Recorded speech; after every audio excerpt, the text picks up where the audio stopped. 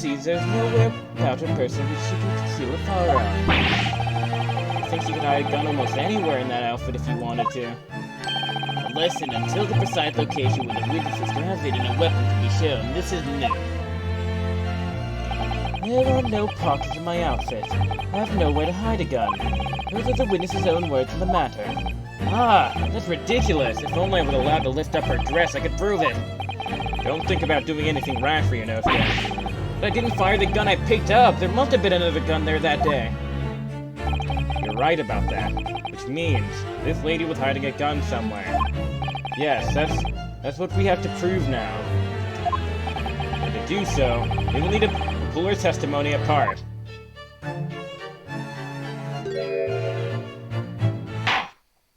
The defense may now cross-examine the witness. Oh, yes, Your Excellency.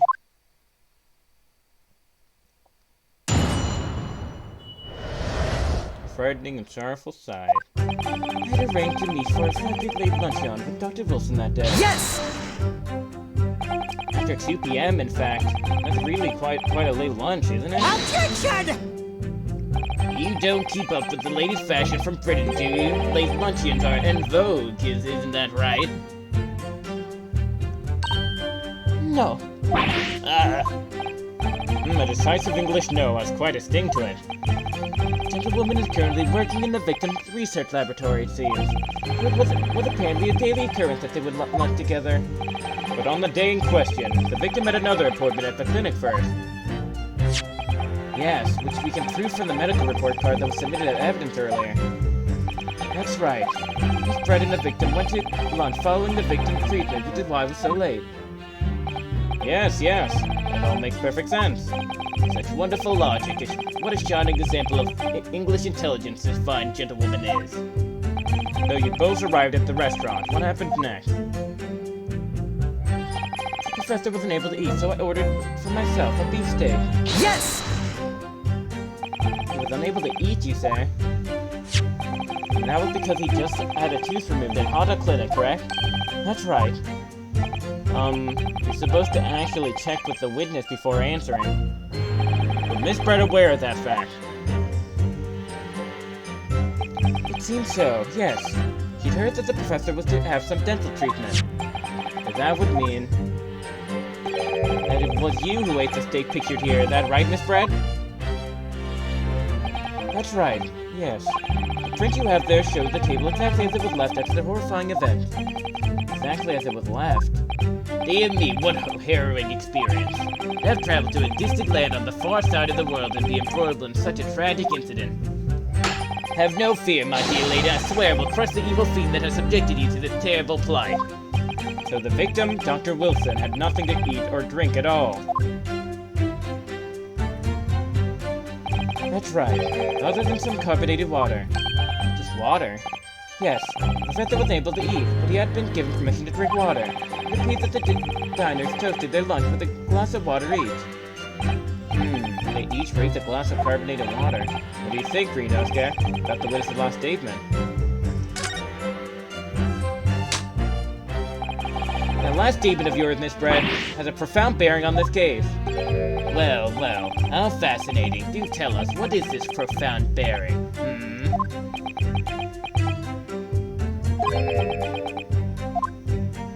The significance of the statement will become apparent when the time is right. The defense calls for the witness's last statement to be formally added to the testimony. Hence, well sidestepped, counsel. Very well, Miss Brett.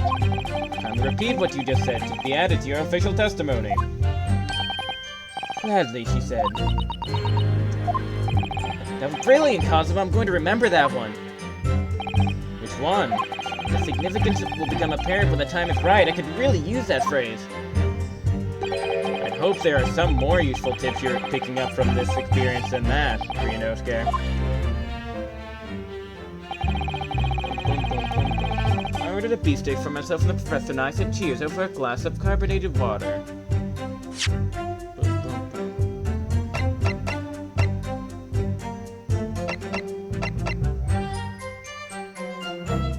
Yes!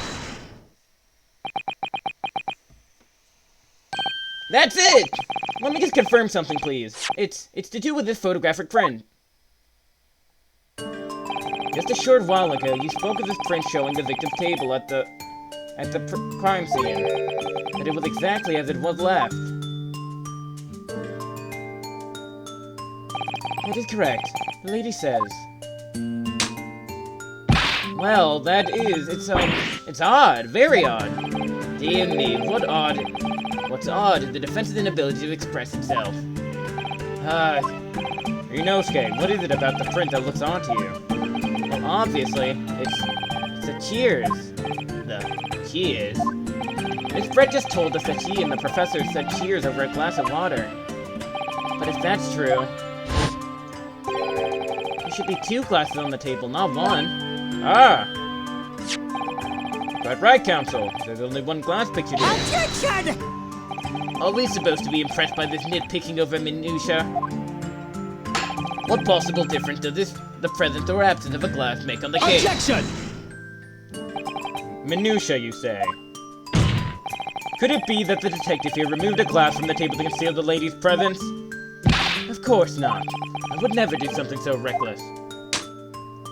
But there should have been 2 glasses on the table, or are you going to try to tell me you can clink with only 1? You're quite right. I certainly took 2 glasses to the table.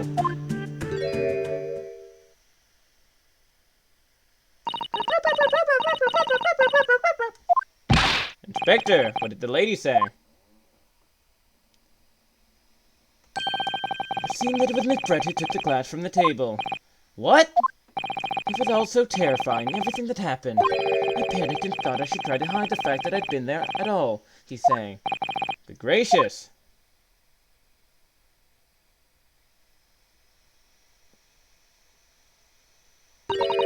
Sorry. There, as I assured the court before, there's no consequence at all. Oh, please.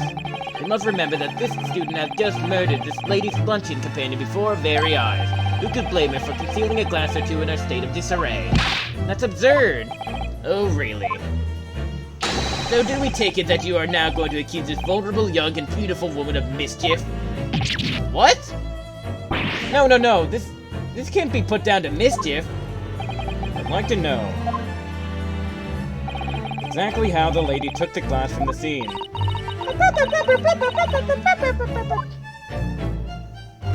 It would seem that she slipped it into a small handbag she was carrying.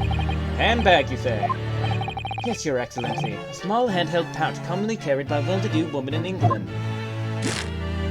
So the beautiful lady has very gracefully explained how and why she removed the glass from the scene now. However, the fact remained that this glass has absolutely no bearing on the case. This student has been trying to conceive the cause with logical reasoning, but in the end it comes to nothing. No more pretentious accusations. You have wasted enough time already. Indeed, the lady has offered a satisfactory explanation as to why she removed this glass. I think henceforth we consider the matter to have no bearing on the case. Counsel for the defense, are you in agreement? Well, I don't know, really. If you want to pursue this matter further, you're going to need to show that it has some deeper significance. Yes, you're right. So she took the glass away in her handbag. So the deeper significance there, it's...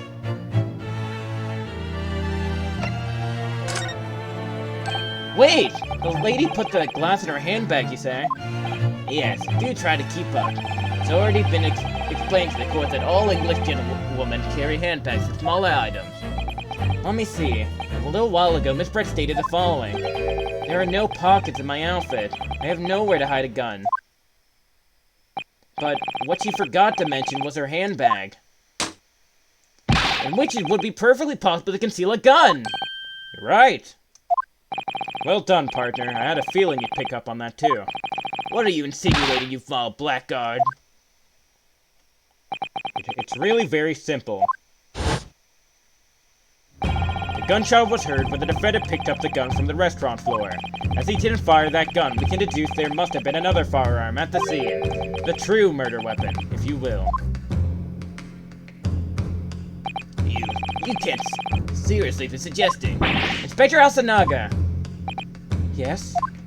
Did you or did you not search Miss Brett's handbag on the day of the murder? No, sir, I did not. As I saw, in other words, another gun, the one that was actually used to kill the professor, could have been hidden in Miss Brett's handbag. No!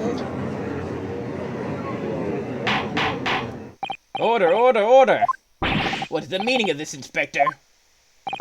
Meaning of what, Prosecutor Archie? Why on earth did you not have the lady open her handbag and show you the contents at the time? It's your bungling competent now she has to endure these uncomfortable accusations. Brilliant work, partner. Now we have to have a chance to expose the real woman behind the mask. Do you think so, Kazuma?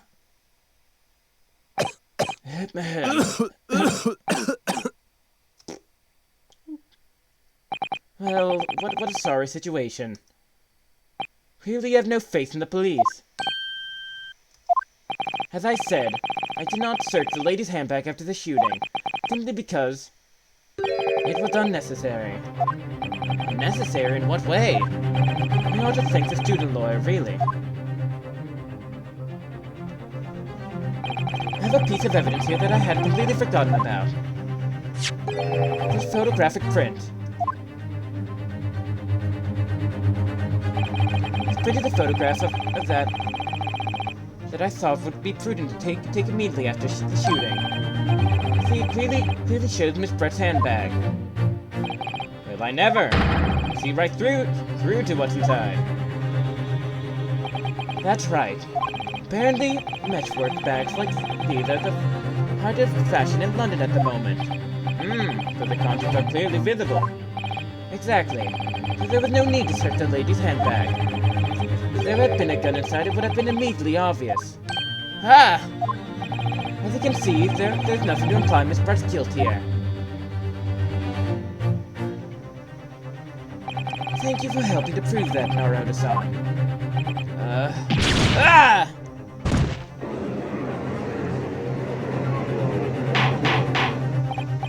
Order, order! Inspector Asanaga, you will submit that print as evidence at once. Certainly, Your Excellency. I think you've had it long enough not to cross-examine the witness counsel. The court has now been shown considerable evidence. And the photographic print just submitted into the court record appears to have no further significance. I'm satisfied that there is no longer any room for doubt in this matter. And I must make my ruling. Indeed, and there is only one logical conclusion. The pathetic rookie slumped over the bench before us is the only possible perpetrator of this crime. No. Just when I thought I was beginning to turn things around, I'm in a worse situation than I was at the start. Kazuma? I'm sorry, Ryunosuke. Now that the cross-examination of the witness is over, there's no way to force the trial to continue. What? You mean, this is it? Tisha, I must say you put up quite a fight for a rookie student, but the weak are meat while the strong eat.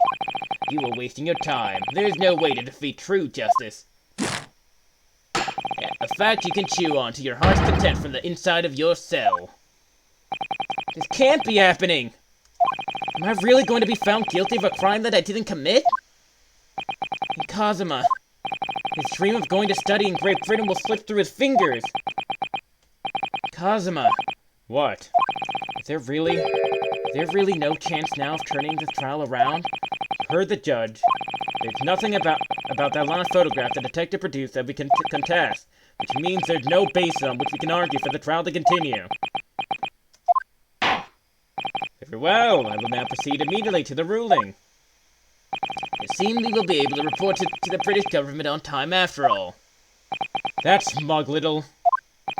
Inosuke Naruto, having considered all of the evidence placed before me. Yes! Dude. That scared me. Wait! Your Excellency! Inosuke, I don't think you can rule on this case yet. Objection! This amateurishness is getting tedious.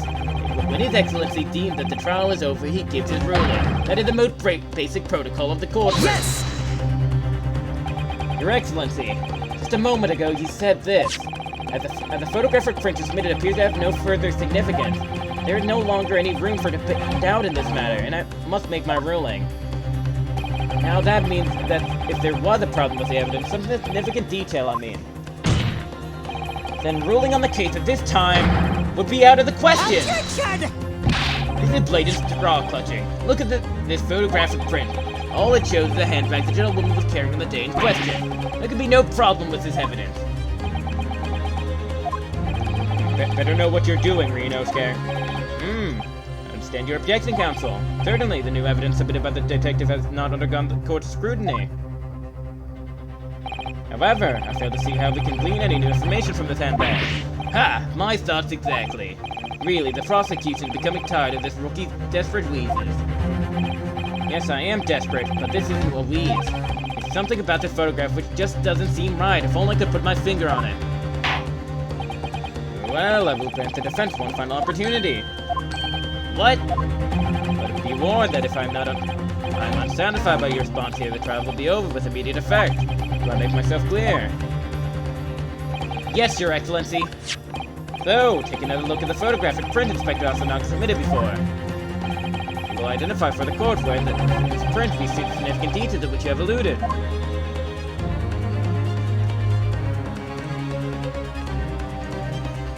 Yes! Look at this here. There's a very unusual mark on the wrist, on the victim's wrist. That is true. It looks almost like a burn of some description. Objection! Dear me, I was pondering what new piffle you would come out with. A burn, you say, on the victim's wrist. Clearly that had nothing whatsoever to do with the magnificent lady's handbag. Yes, that is a burn mark. You're right. Go on, Inspector. The police coroner had also noticed it when he was performing the post-mortem examination. It deemed unrelated to the cause of death, so he didn't note it in his report. What did I tell you? In any case, we have no idea when the victim suffered this burn, do we? And no possible way of knowing either. The more I look at it, the more I find myself intrigued by the curious shape of this mark. However, as Prosecutor Archie points out, unless a firm connection to the case can be shown, I do not allow any further time to be spent on the precise details of this burn.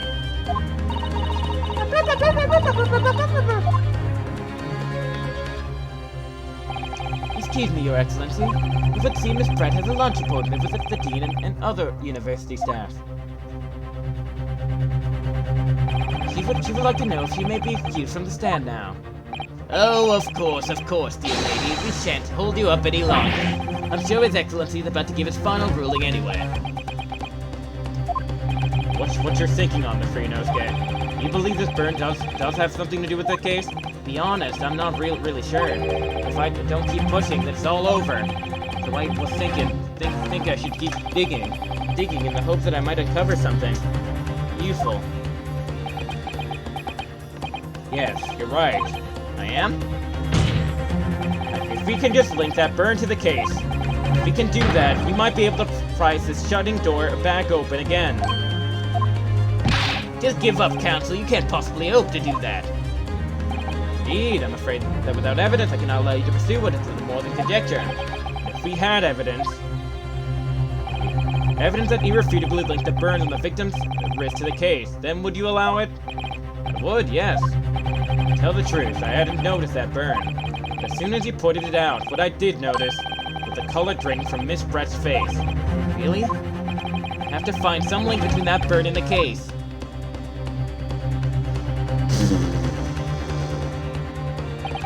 This is the moment of truth. It's time to find some evidence that proves what that burn really means. Oh then, the defense will now present its evidence to the court. Evidence that demonstrates an inexplicable connection between the victim's burn and this trial.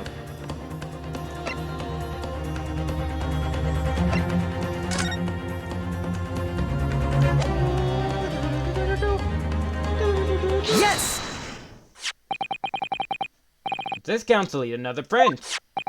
Yes, Your Excellency. I believe photographic prints are an amazing invention. When we humans look at a scene, we miss things.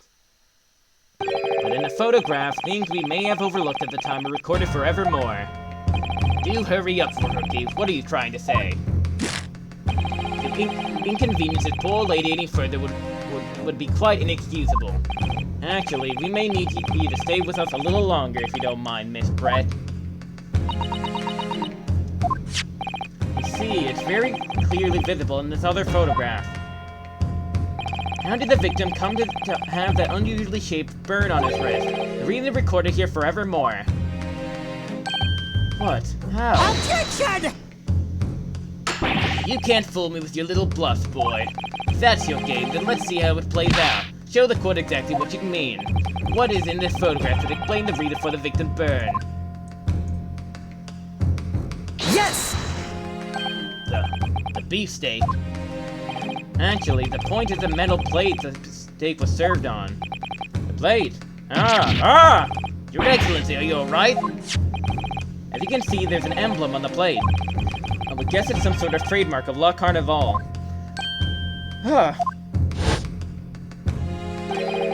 This emblem on the plate and the victim's burn are exactly the same shape. Ryunosuke, you genius. You're spot on. Which means the victim must have suffered this burn while he was present at the restaurant. Objection! But even if that is the case, we can't know if it happened on the day in question or not. It could have been the day before that. It most likely happened some other unrelated time. Well, Objection! Sadly, Prosecutor Archie, the chances of that are extremely slim. Thanks. Why? The outline of the burn is clearly discernible. Such a serious injury would have caused quite a commotion in this restaurant. Wouldn't you agree, Inspector Hasanaga? I can't imagine having missed such a terrible disaster, certainly. But...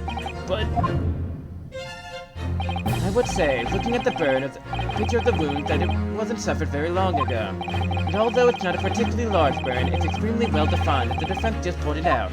It's with no mild burn, that's for sure. Can you be more specific, Inspector? Well, let's see. The plate was at around 90 degrees centigrade. A burn like that would have taken around 3 seconds. It's conceivable that the victim wouldn't have let out a scream of pain then. I've been investigating at the restaurant for several weeks already, but I've not heard anyone scream at all. As the head waiter for Le Carnival, I can testify to that without hesitation. But you're a detective, not a waiter! Yes! There you have it. Something isn't right here. As the detective said, anyone who burnt themselves on a piping hot plate for 3 whole seconds would scream in pain. There's no question of that. Yet Inspector Asanaka never heard the professor scream, not on that day or any before it. That's right. And the strange thing is, on the day he was shot, I didn't hear him cry out either. What are you suggesting? Well, the professor had carelessly laid his rest on the plate for anything like 3 seconds that day. Beyond careless, I think, Counsel. And the rest of us in the restaurant, myself, the sergeant, the old antique dealer, all of us without any question have heard him scream. Wouldn't you agree, Prosecutor Archie? Well, yes, I suppose. The question is, why didn't a single person hear Dr. Wilson scream? I almost don't believe it. Ryunosuke, do you think? Can this really be true? I never dreamt we'd arrive at a conclusion like this, but I'm starting to think that maybe we've been led into a terrible trap.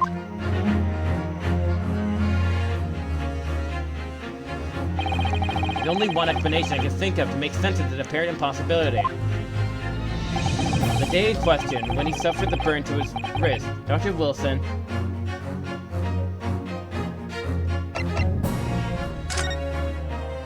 no man could remain silent while his wrist was burning on a piping hot plate for 3 whole seconds.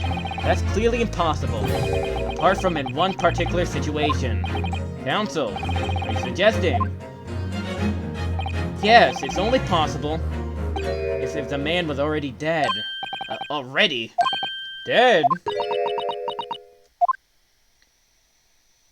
Knowing what we know now, it's the only possible explanation.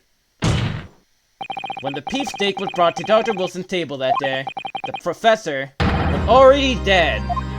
That's madness! Order, order, order, please. Council, explain this absurd notion at once. The victim was killed by a gunshot. That's right. That's absolutely right, Your Excellency. This is just another ridiculous ploy by the rookie student, but clearly he has no grasp of the facts. Objection! No, Prosecutor Archie, it's you who had no grasp of the facts. I beg your pardon? As soon as it became apparent that the victim had suffered that burn while at the restaurant, this whole case was turned upside down. Or have you not grasped that yet? Your Excellency, the court must hear from this witness again. If it's true, as we now believe, that the victim was already dead before the gunshot was heard, it's highly likely that Miss Brett knows something about it. Incredible. Certainly didn't anticipate this twist of events.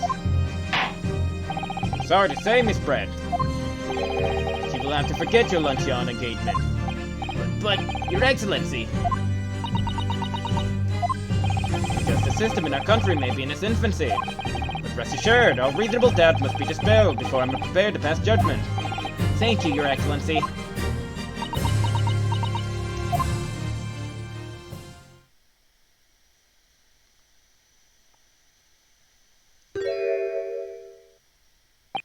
What was that smile? Yes, of course. I mean, I'd be delighted to help. Especially if it helps relations between my country and yours.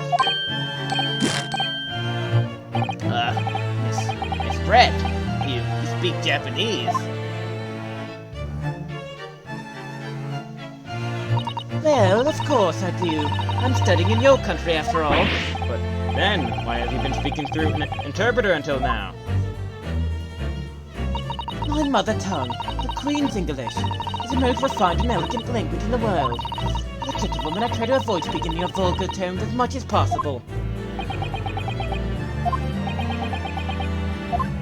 But it seems the men in this land possess none of the chivalrous virtues of the English gentlemen. And I can see that I shall have to lower myself to communicating with you all on your own level. Well, you are the epitome of a true English gentlewoman. We are truly honored by this lavish consideration you so graciously afford us.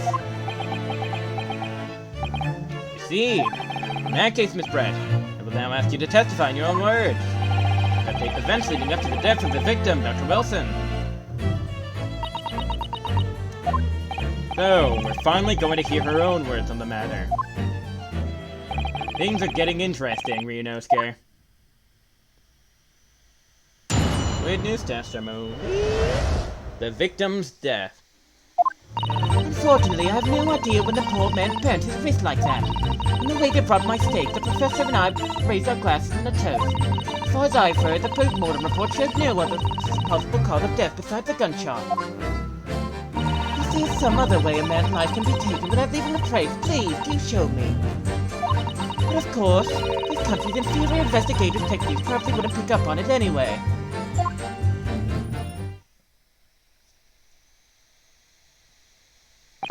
That most captivating and beautiful testimony will go down in Supreme Court's history. Thank you. Easy does it. I hope that is the last time I'll have to sully my lips with the coarse tones of your unbecoming tongue. Oh, forgive me. I do hope I haven't insulted anyone.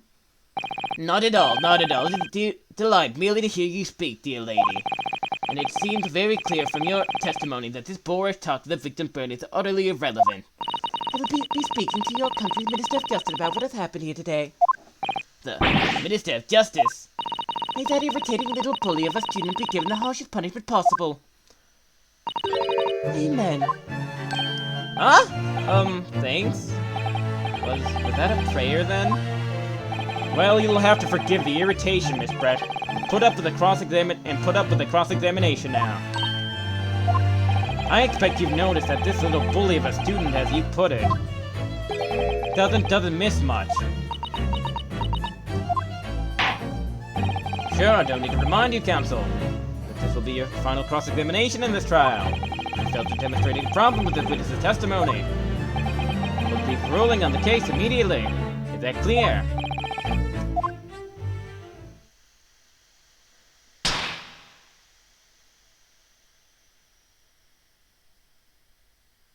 Yes, Your Excellency. Then you may proceed with the cross-examination. Examination. The victim death. Unfortunately, I have no idea when the poor man burnt his wrist like that. Yes! But his hands was on the searing hot plate for at least 3 whole seconds. You can't have not noticed that. Do you think so? Let me ask you something. Sorry? Ever since I arrived at this courtroom, and even still now, the fly in those unsightly black trousers of yours have been wide open. You can't not have noticed. Can you? Huh? What? Ah! Ah! What fun! You hadn't realized. The dear lady's absolutely right. As your friend, you've embarrassed me as well as yourself, Ryunosuke. Why didn't you tell me? Mr. Wilson was a true English gentleman. He chose honorable silence over vulgar scream. Can your tiny brain imagine such a thing? Oh yes, I think my tiny brain can. Yes! Well, I can't. Anyway. When the waiter brought my steak, the professor and I raised our glass in a toast. Yes! As you testified before, you were drinking carbonated water, is that right? Dr. Wilson was only permitted to drink water at that time, if you remember. She explained why you ordered that drink, correct, waiter? Exactly as you say, sir. Although... Whether or not the professor actually drank any of the water when I delivered the steak to the table. I'm afraid I don't remember that. Damn you. Ah, I have enough English to understand that, at least, for the benefit of others in the court. It means bless you. I think it means the exact opposite. Anyway. As far as I've heard, the post-mortem report showed no other possible cause of death besides the gunshot. Yes! Yes, it's written here in the paperwork. Fatal hemorrhage from ballistic trauma. Yes. Luckily for all of us, a little burn on the wrist isn't going to kill us. And as there were no other signs of trauma on the victim's body to indicate some other cause of death, it can only have been for the bullet from your gun that put an end to this innocent man's life. But it doesn't make sense. The burn must have happened straight away, when the plate was first brought to the table by the waiter. Yes, that's true. Having cooled even slightly wouldn't have been able to make a burn like that. The victim burnt his wrist on the hot plate as soon as it was brought out from the kitchen. And he must have already been dead at that point. Objection! And yet, the fact is that the victim was killed by a gunshot to the chest. Until you're able to show the court evidence to prove that, this is a complete waste of time. I concur. Prosecutor Archie is right. Ah! If there's some other way a man's life can be taken without leaving a trace, please do show me. Yes! Without leaving a trace? If someone is shot, or strangled, or stabbed, or thrown from a height, however a person's life is taken, there are always telltale traces on the body. Quite right, dear lady. And as our police force has thoroughly examined the body of the deceased, there can be no doubt. Isn't that right, Inspector Asanaga? As I've said, I always aim for a flawless investigation. There would be physical traces with all those causes of death, that's true. Maybe there's some other way of killing someone that doesn't leave a mark. If heaven forbid you doubt me, young man. You're going to have to tell everyone how exactly you think the professor did lose his life. Otherwise, I'm afraid your argument falls rather flat, doesn't it? Oh no, perish the thought, calling such a sweet young lady's innocence into question. On my honor, I, Takatsuchi Archie, will cut down any who dare cast such aspirations. Way of killing someone that leaves no trace. We need some evidence to back us up here. Yes, evidence. But of course, inferior investigative techniques probably wouldn't pick up on it anyway. Yes! Inferior? What do you mean by that? In the land of the Great British Empire, the police store evidence. Everything found at the crime scene for later examination. In this court country, you investigate once and that's the end of it, isn't that so? Quite right. The carnival is open for business as usual today, just days after the incident. Exactly. It means that even if the investigation takes a different direction, other evidence may be lost.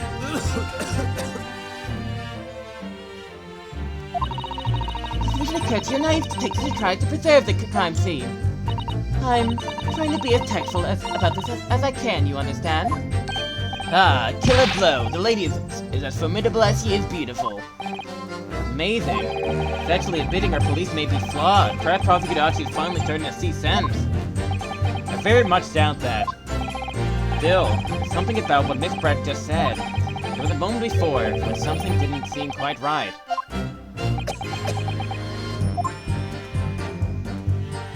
What are you saying, Ryunosuke? I think it's going terribly. No matter how much I press her, I'm not turning up any new information. Yes, as I suspected. The tough witness. We need to find a way to break her testimony or the cross-examination will be over. But that would mean I have to find a way. There must be some clue somewhere to help us.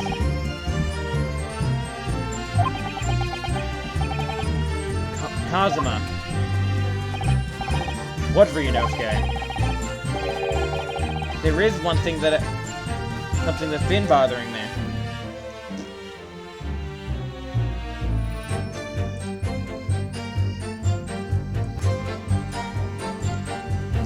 There is one thing I've noticed, something that's been bothering me.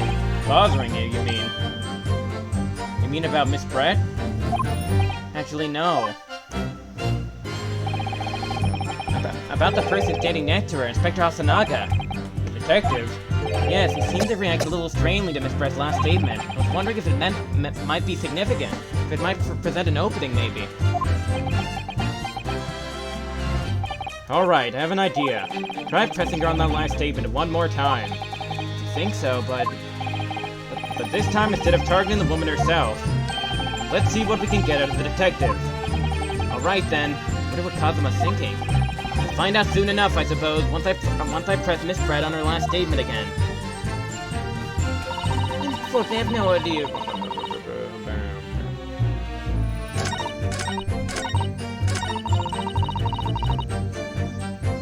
Yes!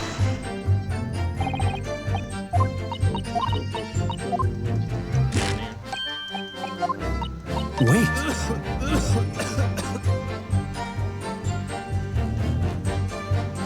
Yes, there it is again! The detective's reaction is just the same as before. Why? Up until now, the detective has been in the stand with Miss Brett as the interpreter.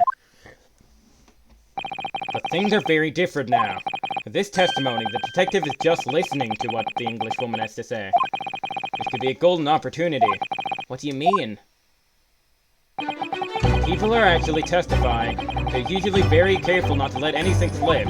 However, when they're listening to someone else speak, they find they often let their guard down. You're right. Look at him. He's lost in his own thoughts. It's time to pursue the man in his train of thought. Sorry, pursue? I'll explain how to do it now, Ryunosuke. It's all to do with the witness marker. What marker? At the moment, we're focused on Miss Brett, who's the person actually making the current statement. By moving the marker left and right with A and D, you can turn your attention to other people in the stand.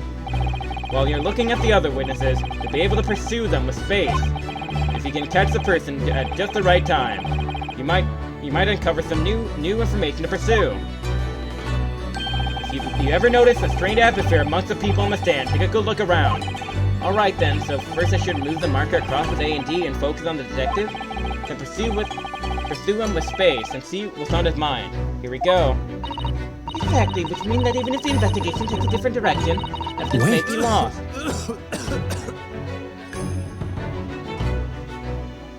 Excuse me! Yeah, what's the meaning of this?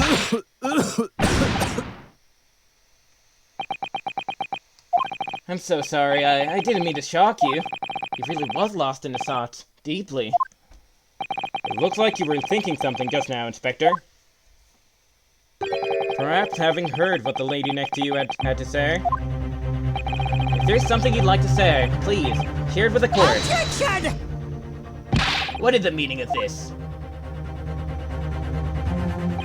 It's a delightful English woman who's testifying at the moment. If you can't find fault with their testimony, then the cross-examination will be over immediately. Oh, is that how it works? Absolutely not. The detective is in the stand, which makes him a valid witness. Yes, not to mention the fact that he's intimately involved in the case. Inspector Alphanaga. Yes? You have something to add in relation to the statement just made by Miss Brett.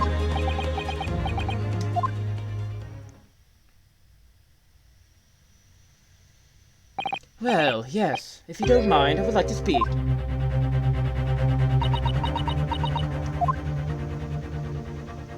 The lady's right. Our country's police practices are not as modern as those used in Great Britain.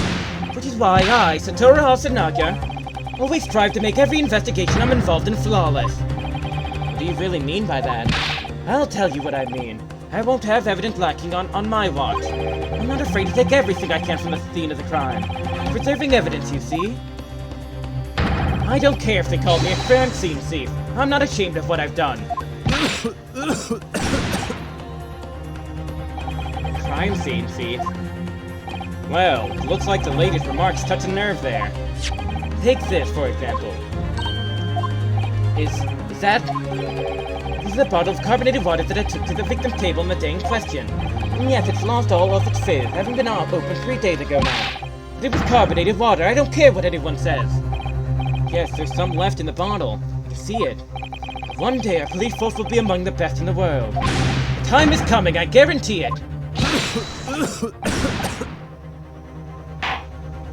I can't say I condone the witness's action, but I do understand the sentiment. I will accept the glass bottle of water as evidence. Miss Pratt. Can you confirm this is indeed the bottle from which you drank on the day of the victim's death? Yes, it was that bottle. What was that about? You seemed to avert her eyes when she answered the judge's question. Very well, counsel, you may resume the cross-examination. The inspector will kindly control this. Fervor.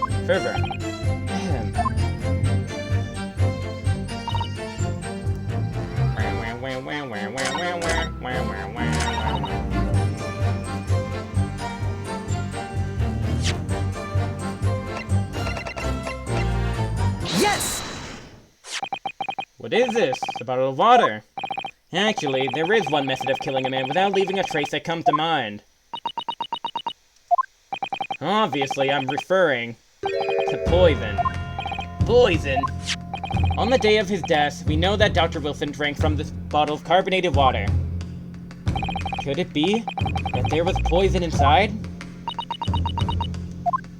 Could it be that the professor actually died after taking a sip from his glass?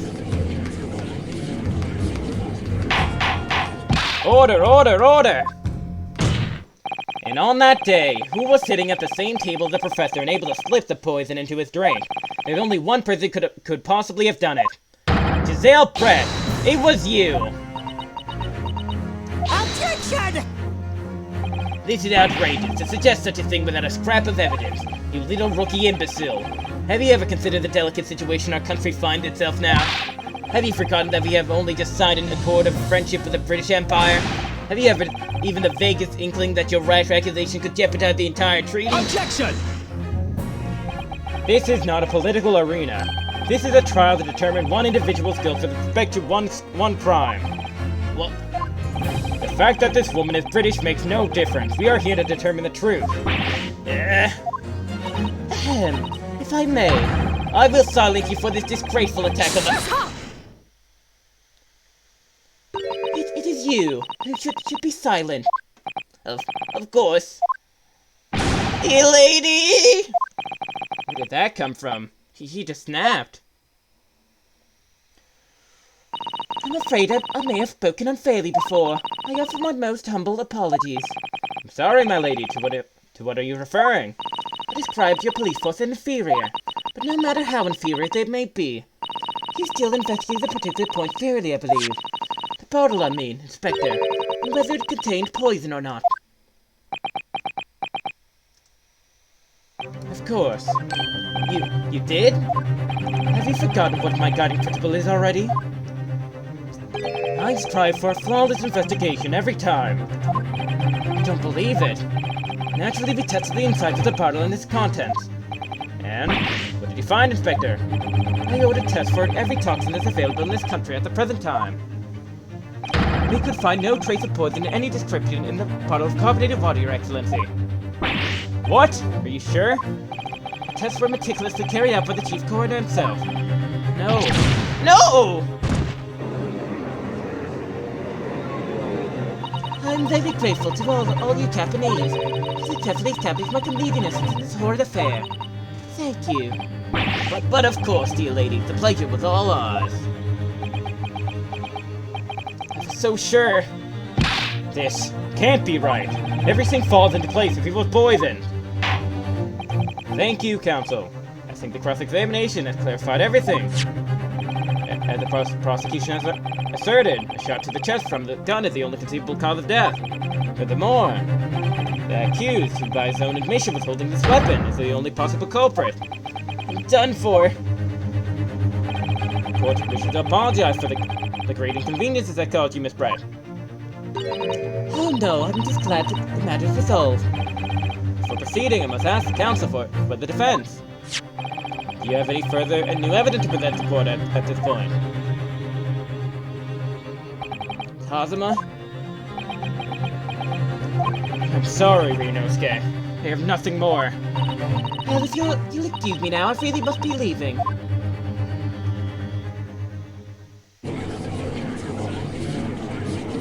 Hold it!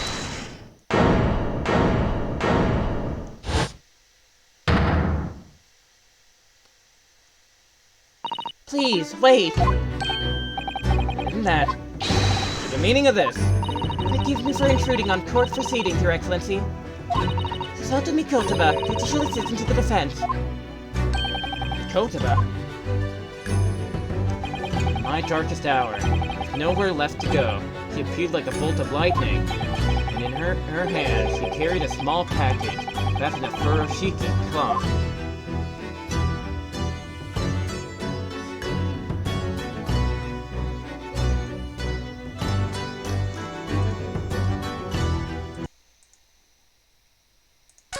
Boop, boop.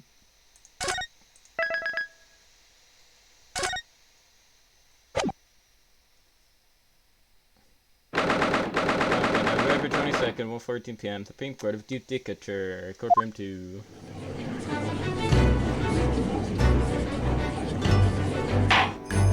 Well, I understand you are the judicial assistant to the defense. Why the sudden ingress into my courtroom? Ha, judicial assistant, and a woman no less. The rules state that females are not permitted into this court of law other than to testify. Yes, I fully understand. I ask only for 5 minutes of time. That's some vital evidence that I must hand over to the defense. Ha! You're too late, little girl. This trial has already been concluded. 5 minutes? I will not allow a moment more. But, Your Excellency! I am most grateful.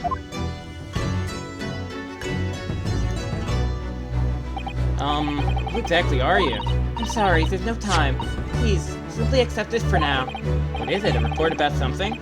Written in English?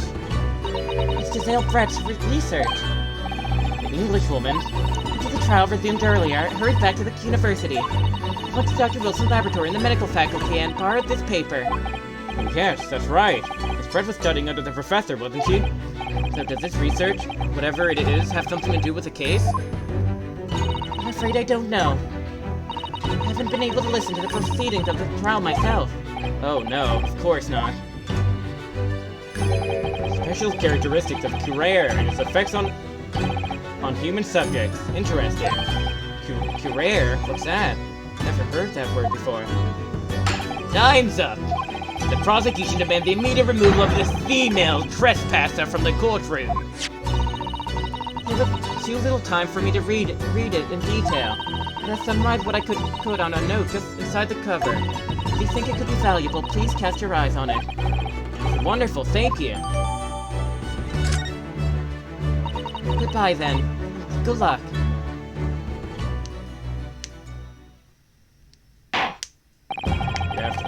You've had long enough, counsel. We cannot detain our English guests any longer. I ask the prosecution, the defense now, one last time. Does either side have any further evidence to present to the court? I presume not, but... The prosecution has made its case convincingly enough already. Nothing more to add, Your Excellency. Ryunosuke, we're out of options here. This really is our last chance. Yes, I know. Your Excellency, the defense does have new evidence. That look. The unyielding stare of a true Japanese warrior. Well, Miss Brett. Yes, Your Excellency. If you wouldn't mind, perhaps you could grace us with your presence a little longer.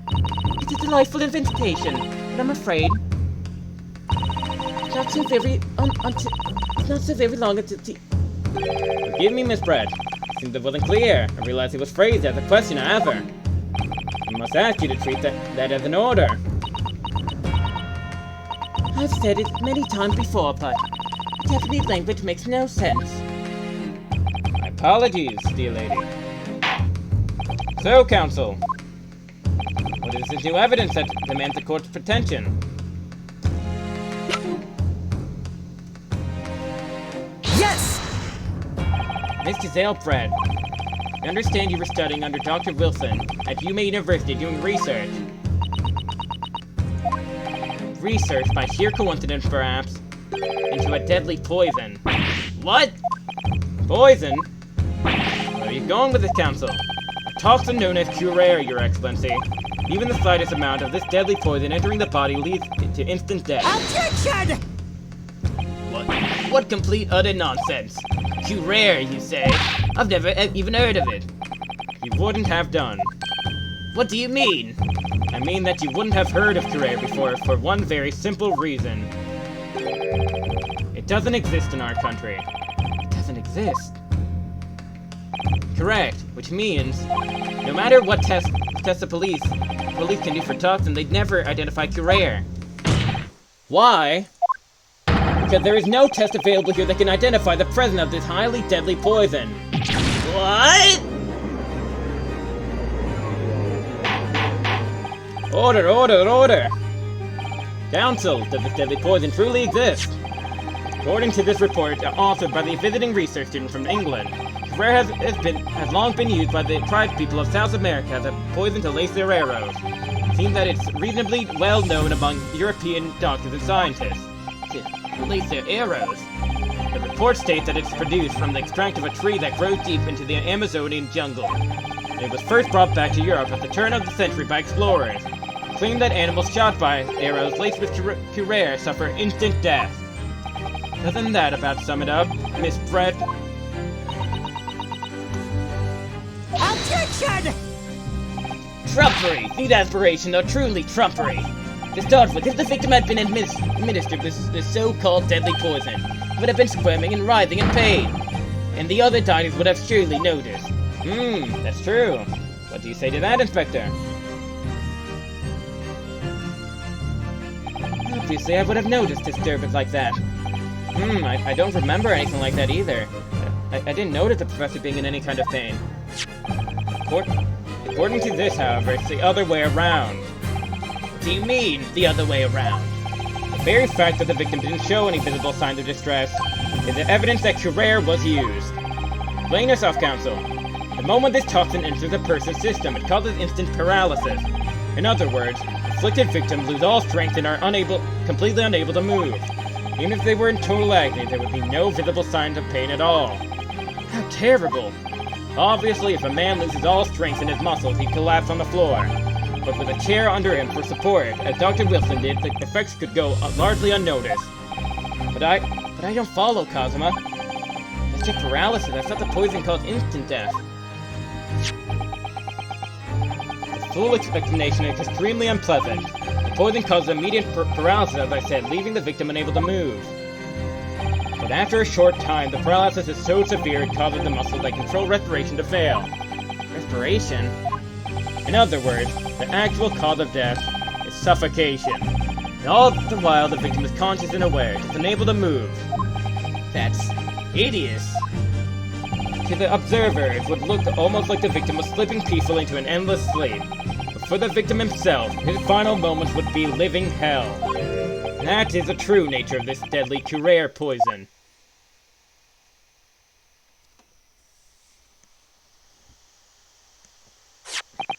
And you're suggesting that this bottle, Counsel, actually contain this terrifying poison. Objection!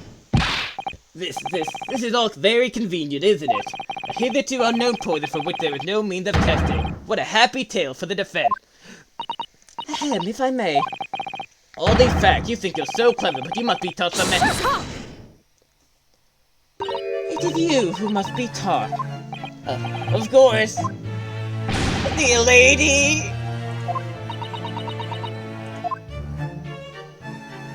So, this is how your Japanese behave, is it?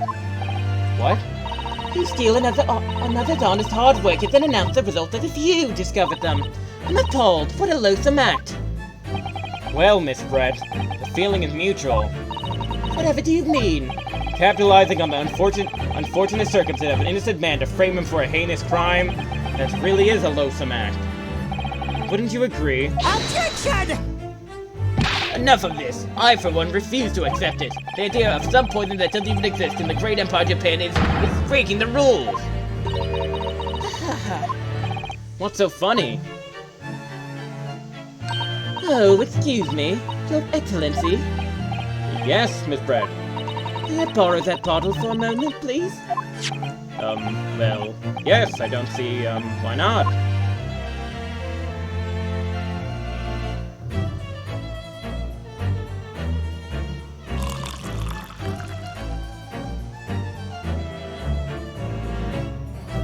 Don't get too big for your boots, you insignificant little island boys.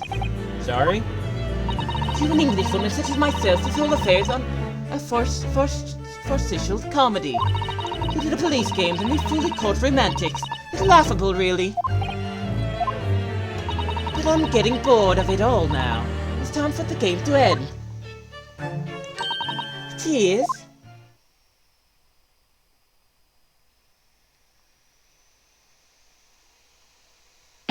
Wait, what are you doing?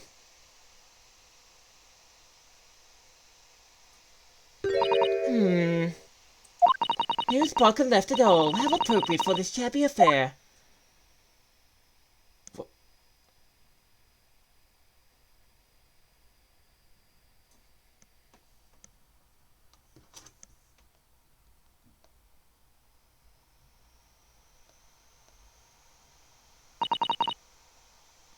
Goodness.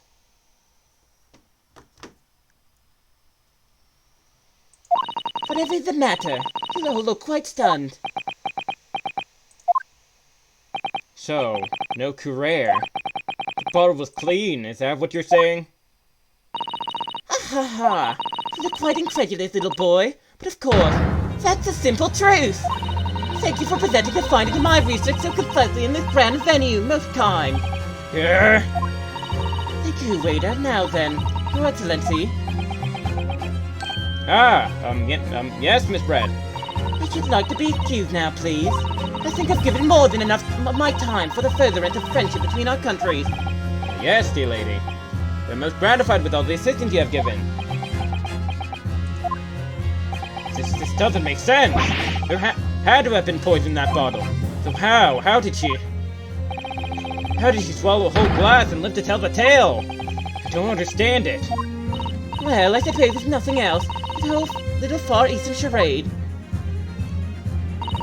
We'll make for an interesting conversation at the next party I attend in London. There has to have been poison in that bottle, doesn't there? But there can't have been, because otherwise she would have keeled over dead. Come on, Ryunosuke.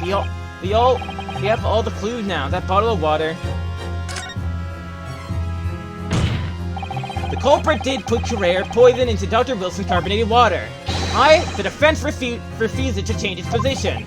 You're serious? Objection! Fool, are you blind? There's no possible way that bottle could contain poison. I mean, we just saw! Miss Brett drinking the water from it? That's right, which rather complicates your argument, I think. And I believe that complication can be explained. How, exactly? I need to think through all the things that don't quite add up here, one by one. I'm sure the answer is in the evidence we have in the court record somewhere. It has to be. Very well. The defense really intends to assert this claim. Then I must ask you to support the assertion with evidence. but explains how the witness was able to consume this supposedly poisoned water unscathed. Yes! The answer to this riddle is right here in Miss Brett's own research report. Objection! That's not a valid explanation, no? After all, we don't speak English. That report is utter gibberish. This impudent young scoundrels try to ridicule the court, Your Excellency.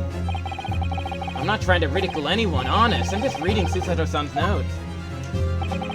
I concur, this report is too extensive to be considered in its entirety by the court. We'll direct us to the pertinent section council. The section of this report reveals the alleged answer to this riddle. We've been hearing a lot about this curare poison. And it's left me curious about something. Oh, counsel. Well, it sounds as though indigenous hunters have been using this poison for years and years to lace the heads of the arrows that they shoot at whatever prey they're hunting. So we've been led to believe, yes. And the point of hunting is to catch prey to eat. Get to the point, please. But if they were to use these laced arrows, doesn't that mean there would be traces of poison left in the prey the hunters were going to eat? Yes, good point. So surely the hunters wouldn't want to eat their prey, would they? Because then they'd be eating poison. Gracious counsel, no, that would be madness. But I actually found the answer to that conundrum. In this research paper here, under special characteristic, it says this. The poison starts to work after entering the body through a wound. Through a wound, you say? I see, that makes sense. Yes, the mention of that particular detail seems a little strange to me, though. But it all makes sense when you interpret what's written like this. When curare enters the body through an open wound, it has a terrifying poisonous effect, however. When it enters the body via the mouth, it has no poisonous effects whatsoever. What? Miss Brett, you authored this research. You know curare's special characteristics, and you knew that you could make a spectacle of drinking that water without any danger to yourself. You meddling little rapscallion! Well, Ryunosuke, it turns out you're an even better lawyer than I thought you'd be. Really? Me? A lawyer? Objection! Oh, all this poison talk is fascinating, I'm sure. But I fail to see how it's possible. So, the ill-bred little puppy has a new toy to play with. Some facts he read in a book. But I'm afraid knowledge doesn't suit you, little boy. It only makes you look silly. What are you trying to say? Your schoolboy's logic is a fatal flaw. It's a schoolboy? Flaw? As even your brain has managed to deduce, curares are safe to ingest. It seems likely that its effects are neutralized by the acidic nature of the gastric succus. Oh yes, well, of course. Gastric suckers? What are they? So, since lethal poison is completely harmless when drunk, the professor wouldn't have died when he swallowed it. Would he? Ah, that's right. Gracious. That's basic science. Science that even a schoolboy should be able to understand, no? Order in the court, order! Logic holds. The lady and the professor drink the same poison. They would be affected in the same way. Are you trying to suggest? Yes, this curare poison is completely irrelevant to the case on trial. That's right. Surely even a little cockroach like you could understand something as simple as that.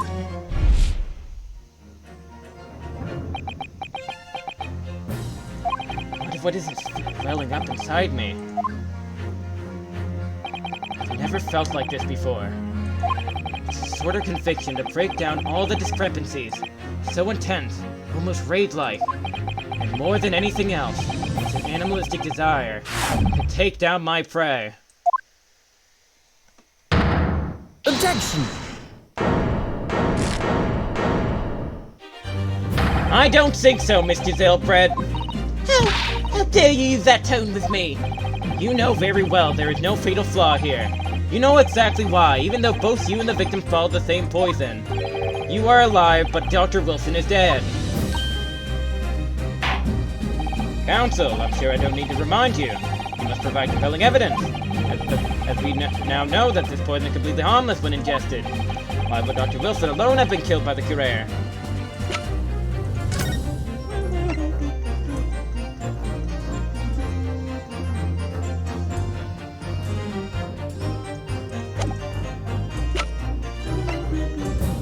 Take that! As Miss Brett so readily pointed out, she drank the same water as the professor. However, there was a fundamental and fatal difference between the two diners. A fatal difference. The toxic effects of Carrera only felt when the poison entered the body through an open wound. And for a healthy person with no injuries, drinking it is completely harmless. But what if there was a wound inside the mouth of the person drinking the poisoned water? Inside? Yes, like the wound you might have if you had just been to the dentist and had a tooth extracted, for example. Miss Brett, you've acknowledged many times in your testimony already that you were well aware of Dr. Wilson's dental appointment that day. So that's it. You use that knowledge to orchestrate this. Is she laughing? I don't like to repeat myself, but honestly, I can't resist. These childish courtroom games and your half-baked arguments are so puerile. What do you mean? Don't worry, little schoolboy. You'll find out soon enough.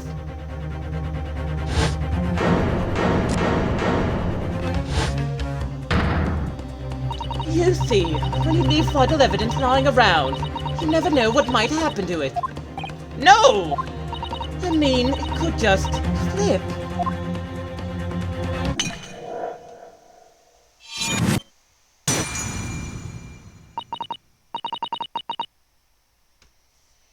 Oh dear, how careless of me.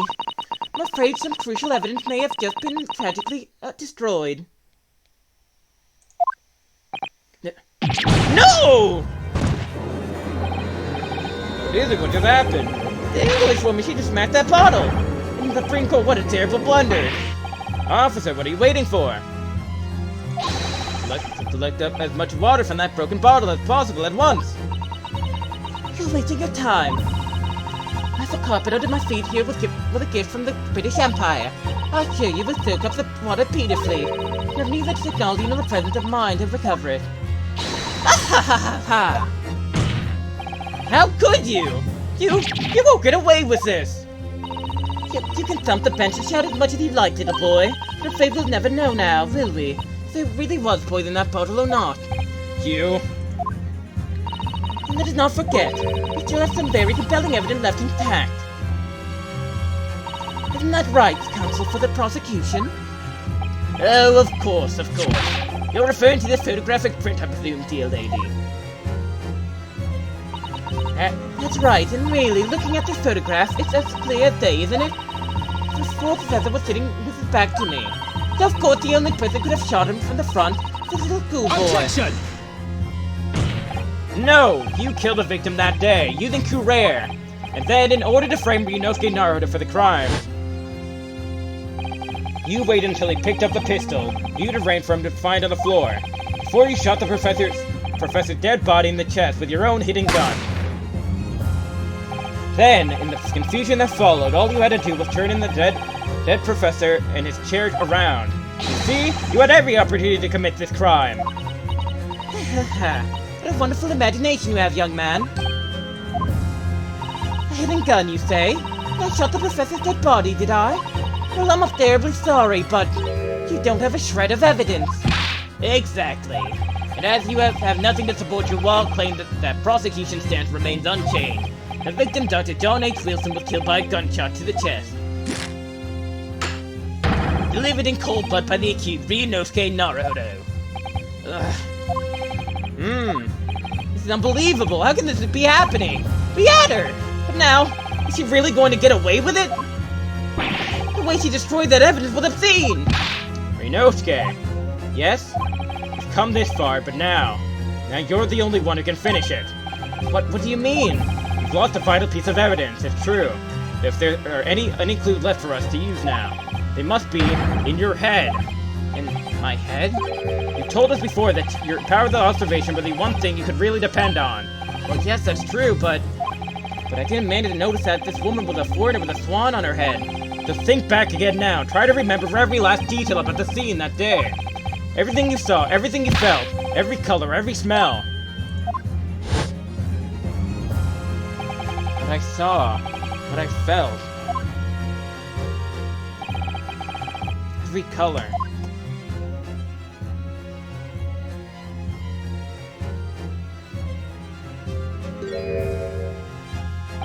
Is Cosima right? Somewhere in the vibrant memory of this same scene in my head, could there be another clue to expose the identity of Dr. Wilson's killer? Actually, Cosima, I think I might have something. Thinking back over everything I saw, I think I might have uncovered another clue. Aha! You always have something up your sleeve, don't you, Ryunosuke? Come on then! Let's wipe that smug smile off that English woman's face with some evidence! Alright! I can't wait! It's been niggling me for a while that something feels amiss in my memories of that day. Whatever it is could be the key to arriving at the truth about all this. It's here somewhere. The clue that shows who Dr. Wilson's real killer must have been is... Take that! Inspector Asanaga, answer me this! Yes? What is it? He's still miles away. Probably thinking about that bottle being smashed. As you've said a number of times now, you strive for perfection in your investigations, don't you? Absolutely. I wonder, therefore, if perhaps you took anything else from the scene of the crime. Like, for instance, the plate of a steak that you took to the victim's table that day? Objection! Wait a minute. Where are you going with this? Where are you going with this, little boy? It's just a memory that's been troubling me. What memory? I saw the scene shown in this photographic print with my own eyes that day. And I saw that on the wooden base of the plate that the steak was served on was a splattering of blood. What? Oh, really? And what of it? Obviously that must have happened when he shot the professor. No, that can't be the case. Take a good look at the photograph and the relative position of everything there. The plate of steak is almost directly behind the victim. If I'm supposed to have shot Dr. Wilson in the chest from the front, there's no way the blood from the victim could have ended up directly behind him. Yes. For blood to have made it onto the plate, it implies the plate was between the victim and the shooter. Which means the shooter must have been sitting opposite the professor as you were. Giselle Brett. I beg your pardon? Objection! This is beyond ridiculous, fabricated nonsense. Is the court seriously expected to believe something that accused has apparently just remembered seeing? Hold it!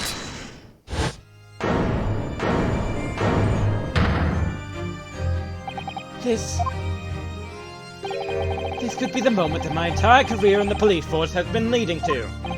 Inspector, you mean? Yes, I took the plate in the interest of preserving evidence from the scene of the crime.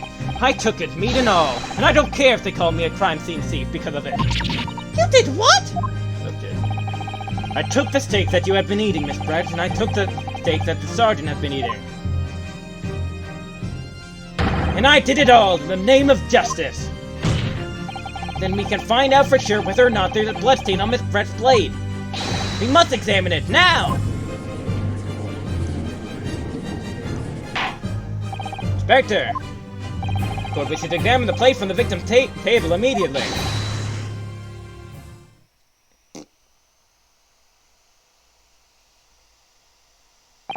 Sorry for the delay. Here's what you ordered. The steak. Well, what about the blood? Is there blood on it? Of course there isn't. Quickly, Inspector, the blood man, to the court! Of course. Examine the plate at your leisure.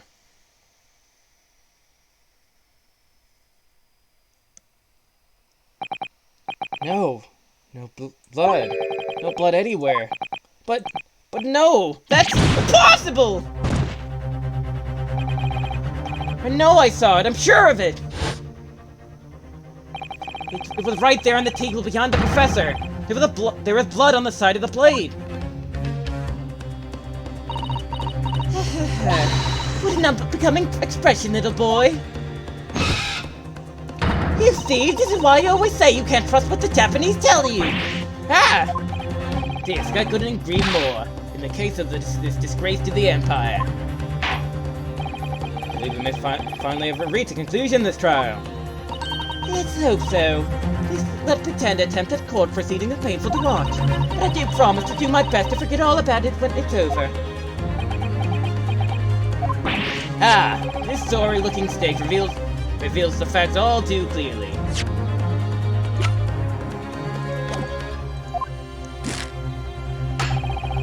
If the sorry-looking accused wishes to examine it again, be my guest.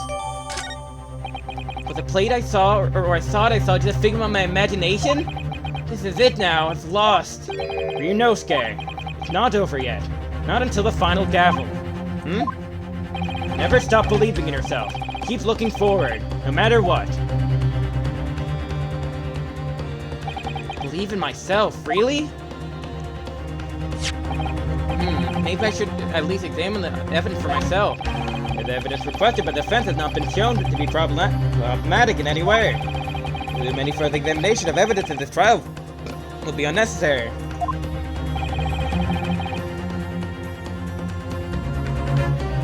Does the defense have any objection? That bloodstain was going to clinch the trial for me.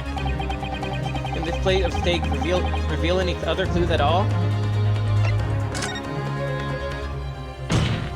Your Excellency, please wait! This plate of beef is hiding another clue. Another clue that will reveal the shocking truth. Objection! The only thing that's shocking is your unhealthy fascination with beefsteak.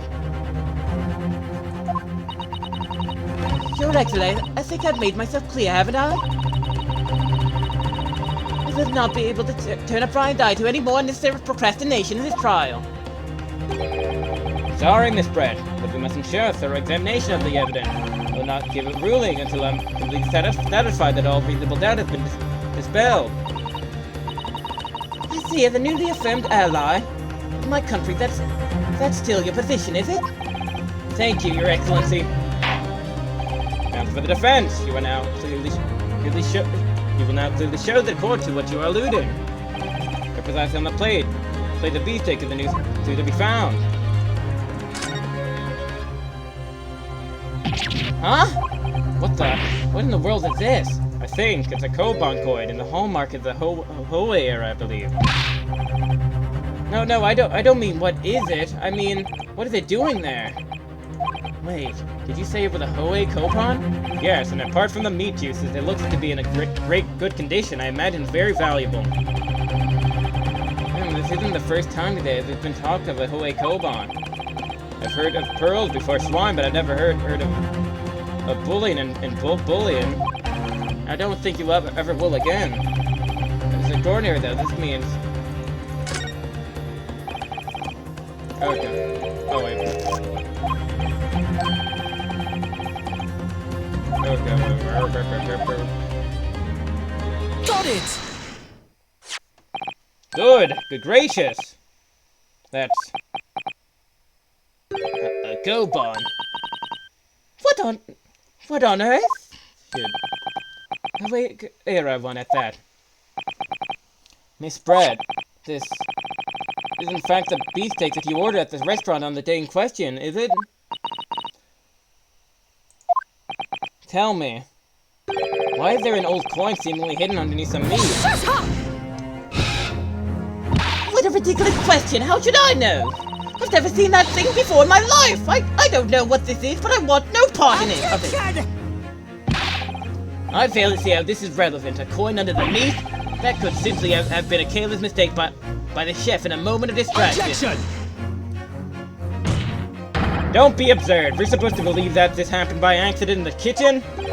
Rare Hoei Koban just happened to be hidden underneath that piece of steak. If this turned out to be irrelevant to the case, I'll rip up my ticket to Great Britain right now. He's right. It can't be a coincidence.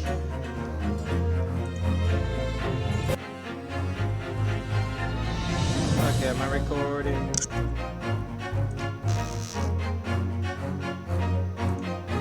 He's right. It can't be a coincidence. Your Excellency! Yes, Counsel. A rare Hoey Kobold just happened to be hidden underneath that piece of steak? Turned out to be irrelevant to the case. I'll give up my lawyer job right now! Attention! By all means, don't let us stop you. No one invited you anyway. Shut up! Perhaps as a boy, you should realize that it is you who is irrelevant. Even though I'm the one on trial here. The point is, it's essential that we ask the owner of this coin if he can explain what it's doing under that stake. The owner? Yes, it's obvious. There's only one person it can belong to. The owner of the kobold that was found underneath the space stake is... Take that! Obviously, it can only be the antique dealer and the owner of Rosate, Curio Kuraketa. Curie? I think Mr. Cucumber something. Honestly, these ridiculous Japanese names are quite unfathomable. Yes. The old man who testified earlier alongside the military sergeant, correct? Yes, Your Excellency. I remember him saying that he was up to something with the Koban coin when it happened. Exactly the moment the gun was fired. The gun interests me not. I was far too busy on the floor. Too busy on the floor? Sorry, what were you doing? Hunting for treasure. Indeed, the Hoei Era Kobold, my prize coin. Then it's the Hoei Era Kobold, do you mean to tell me? Attention! No, please! Why would Kurekuda-san's kobold be sandwiched between the victim's beefsteak and his plate? It makes no sense! Which is why I'm asking to bring Kurekuda-san back to the witness stand so we can ask him. Officer, bring both witnesses that testified earlier back in here. Without a moment's delay.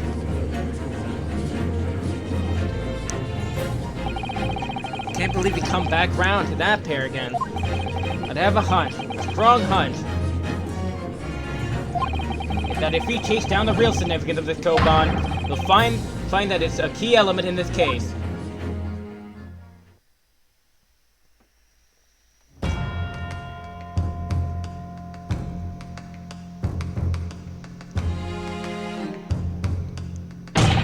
What's this all about? Why have I been called up again? Don't you realize it's dinner time for my little baby Ido? When my son's belly is empty, he's fiercer than a pack of wolves! Exploded by the police we were, like miserable dogs, forced to be their false witness. And when cast from this courtroom myself, I became a ruined man in a trice. A worthless withered antique. Nothing more have I to say. The sun has set on this Rasute shop owner's existence. Be that as it may, Korekura-san, something has come to light that requires a clarification. As far as your Rasute memory, sir. Yes! That's it! The very exact one that it is! The splendid, splendiferous Hoei treasure that my rusty bone might have misplaced that fateful day! It can't be! As I thought. Young man! Knighting this decrepit old fool, put me out of my misery! Where was my treasure? Where was it dropped? Oh, I'm not sure if it was dropped anywhere. You found your coin sandwiched between a beefsteak and a plate, soaking in the seasoned meat juices. It's a sandwich. It's a soaking. This is seriously. Wait, hold up.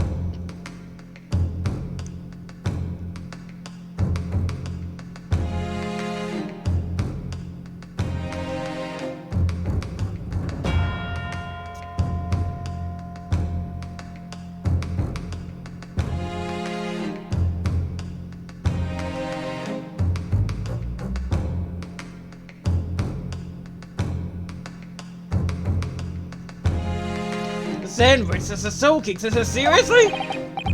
Clearly couldn't have fallen there by accident, which means somebody must have hidden it in there on purpose. Somebody concealed my Hoei treasure between a slab of meat and a metal plate. Who would do such a thing? Such an unconscionable thing.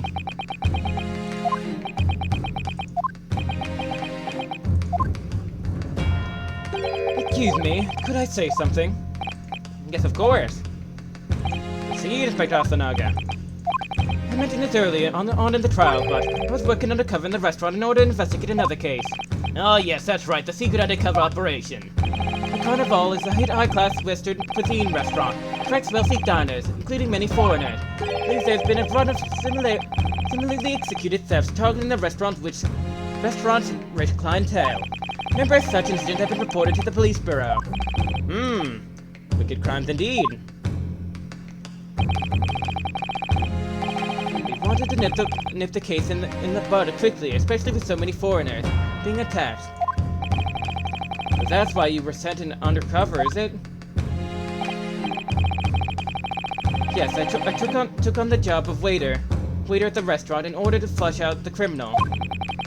It seemed likely that this Koban is the work of the same thief. So unbeknownst to us, there was a master thief at work in the restaurant on a regular basis.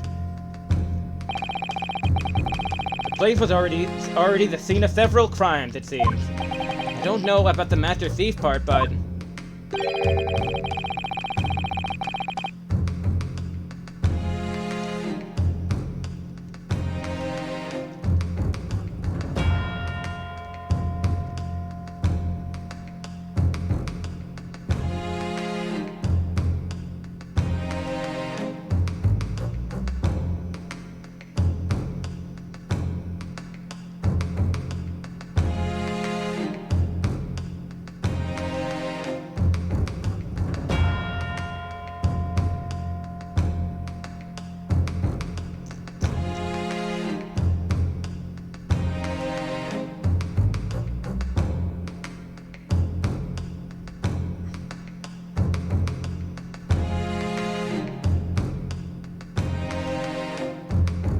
The identity of the person who stole Hikori Kuda-san's Koban is all too clear. What? What? I think the court could like to hear the defense's view on this matter. Tell us who the despicable scoundrel that stole Hikori Kuda-san's Koban and hid it under the stage. Take that! Obviously. It can only be you. Sergeant, yes or no, sir? What? How? How dare you, you monster! Monster? I stole that Koban, did I? I'm the master thief of La Carnival, am I? You're seriously accusing me of these crimes, cadet? But it wasn't me, but Ido is the mastermind beyond all this.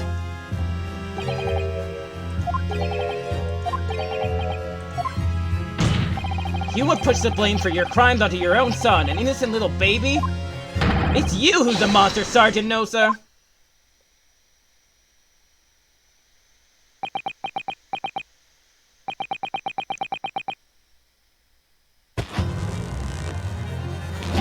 Ah! Glibbity glop, glibbity glop, glibbity glop, glibbity glop, glibbity glop, glibbity glop!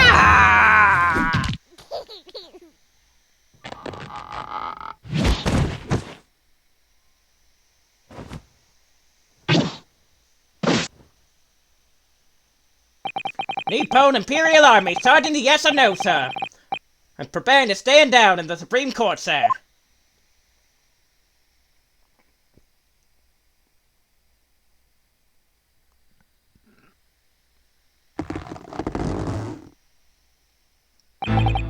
Do any of you know the extraordinarily low wages the Nippon Imperial Army pays those it expects to keep our country safe? I understand that a temporary increase in taxation owing to the recently ended conflicts remain in place. I've heard it's hard for lower-ranking soldiers to make a living, yes. All I want is to put a hot meal on the table for my son. That's why you were stealing things at the restaurant. That's why you were stealing things at the restaurant? The place is heaving with money. Every 3 days I'd go there and do reconnaissance for a target. And I'd enjoy chomping my way through a good steak at the same time. Sounds like he doesn't bother with a knife and fork even, which is worryingly believable. And your target that day was the old man and his Koban? Yes, sir. Here, with an easy mark, I slipped the coin into my pocket without any trouble at all. A veritable phantom thief you are. I was all set to leave the stake. I was halfway through, devouring, when it happened.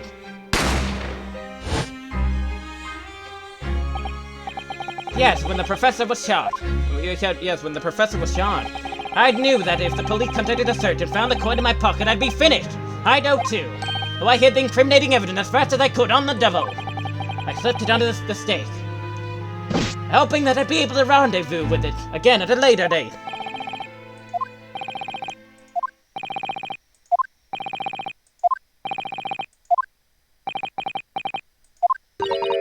This is ridiculous. Perhaps you could carry on with this absurd prattling in your own time. Well, Miss Bread. Oh, of course, dear lady, of course, how rude of us. Why, Tim, there's no need to detain you any longer at all. May the esteemed gentlewoman please be excused, Your Excellency? Indeed. Such the Coburn was clearly perpetrated by this baby set of sergeant, who certainly appeared to be unrelated to Dr. Wilson's murder. Of course it is. Hiding a coin into a lump of meat? The sheer nonsense of such an idea astounds me. Nonsense, is it? Well, oof. And as for picking up your steak and biting into it without using a knife and fork. It's beyond nonsense, it's pure madness! Well, now that all questions concerning this witness testimony has been answered, I see no further justification for detaining her. Miss Brett, you are free to leave. Thank you, Your Excellency. Good luck, everyone. And good day.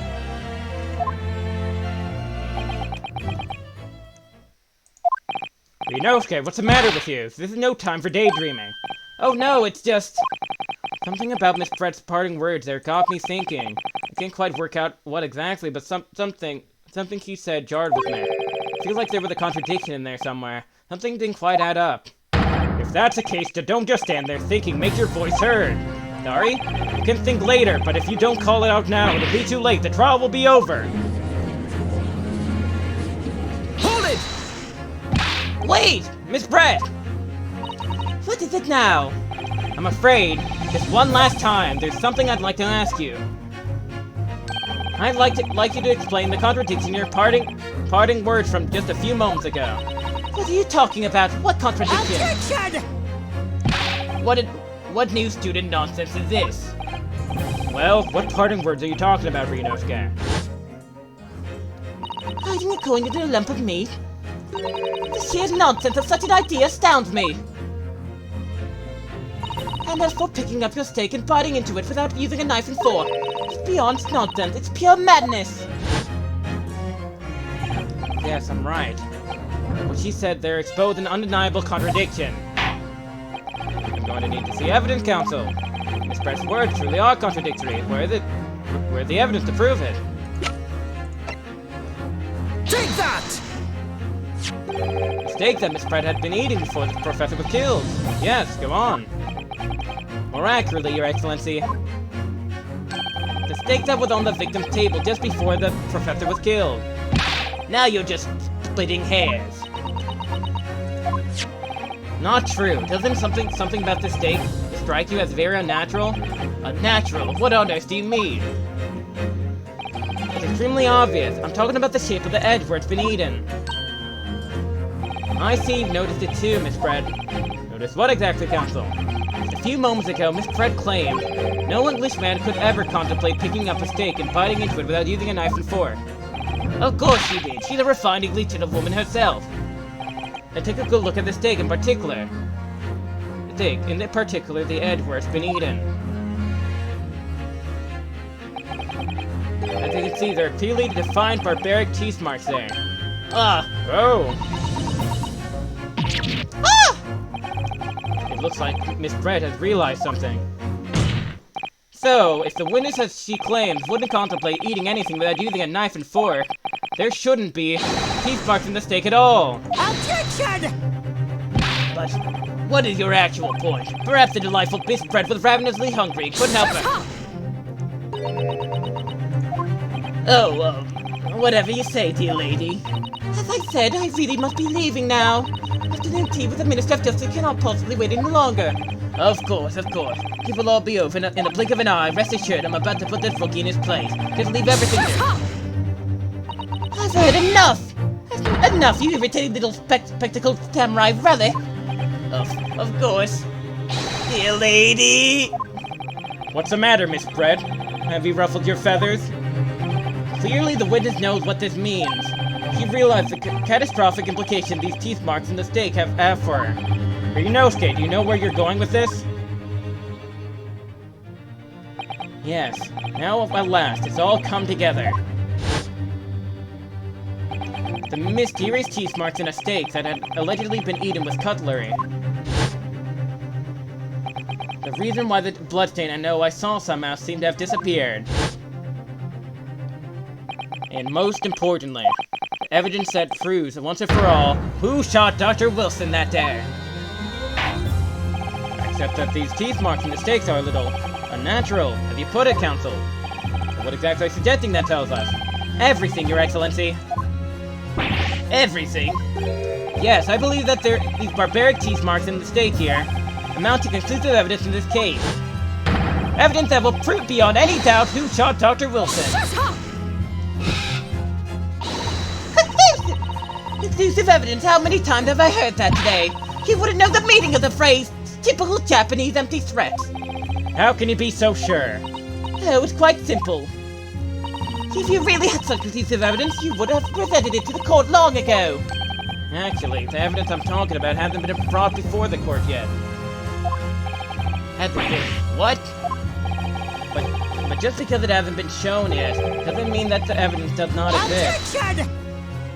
This is up there. The trial has run several hours already, and you say there's no evidence yet to be brought forward? That can't be. I don't believe you, Alan. Objection! I don't, but there is someone who does have it. Someone in the very courtroom. And if that person is willing to submit the piece of evidence I'm referring to, it will solve every remaining mystery about this case. Very well. I have a feeling this will be my last request to the defense of this trial. But this is the conclusive evidence that will reveal the truth about this whole affair. Take that! The answer is obvious. It's Inspector Hasanaga. What? I have it. Yes. You think I've been withholding conclusive evidence? That's ridiculous. No. I'm not saying that.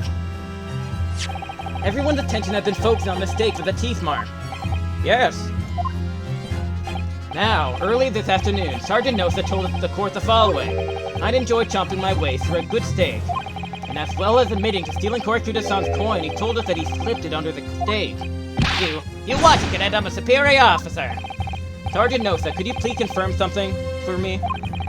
Was the steak that you put the coin under, in fact, your own steak?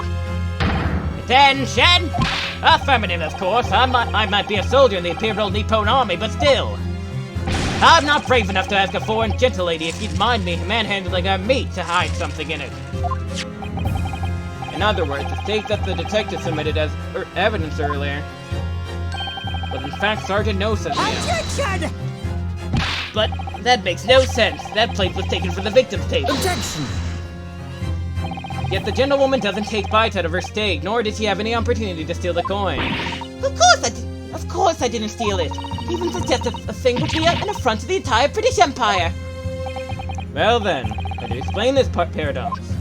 Exactly. Surely you're not going to suggest that the sergeant switched the two steaks over.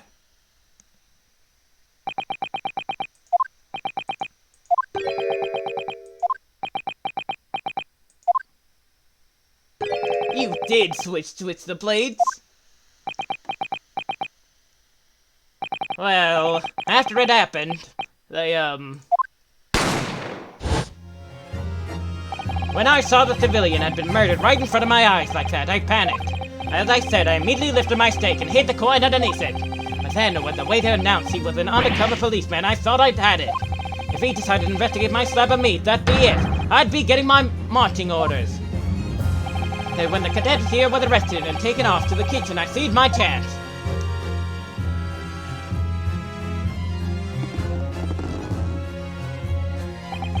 with military position and timing. I switched my stake with the one on the foreign ladies' table. What? You can't have. I never saw you do such a thing. It was called Operation Lightning Bolt. There were no time for strategic planning. It was do or die, I tell you. So yes, I did what had to be done. Unbelievable. However, fear not, Prosecutor San. What now? I swear on the press button on my uniform that this is all I did, sir. All you did, that's plenty, Sergeant. Yes! So, Sergeant notes to switch the plates over. It means he took Miss Brett's steak, and the plate it was on, back to his own table. Yes, that follows. Inspector Asanaga! Yes? Earlier in this trial, you told the court this. You said that you had not only taken Miss Brett's steak after the incident, but also the sergeant's. That to preserve evidence, you had taken both. Ah! That's correct. Then please, present it to the court now. The plate that was actually on the victim's table at the precise moment he was shot. Shut up! What can that possibly tell us now? I mean, a cold slab of tough meat can have the slightest bearing on the case. Objection! No, you're not wriggling your way out of it this time, lady. I beg your pardon? Surely you're not that forgetful. Surely you remember the reason why the steak pan promised to prove such a pain for you, no? You're the ones who decided with a problem, not me. The reason the defense asked to see that plate was to confirm something the defendant remembers seeing. He thinks he remembers. I'm quite sure of what I saw, Miss Brett. On the side of the plate that was on the table directly behind Dr. Wilson, there was a clear splattering of blood from the gunshot wound to the victim's chest. I believe the defendant's memory served them well. And now we have the evidence to prove it. The plate you were eating from, Miss Brett. Let's not prolong this any further. Effective, you've showed the evidence to the court. Present the beefsteak and plate that was really on the victim's table at the time of the incident.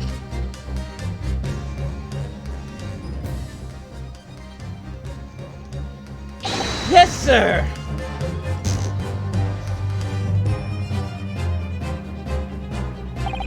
Sorry for keeping you. Here are the other steak in his plate. Please, feel free to examine it.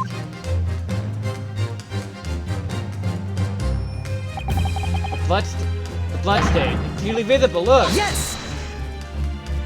Now this makes everything clear. The blood you can see on the side of the plate shows that at the moment the victim was shot, he was facing the table with his back to me.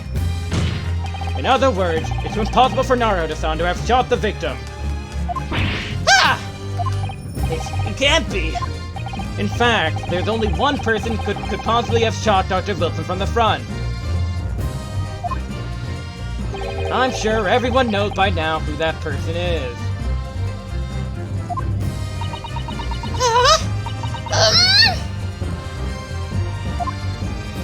That's right!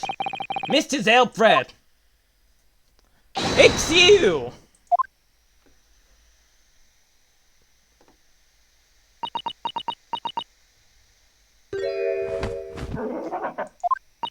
Done. By a Japanese? Me? By a Japanese schoolboy? No! No! No!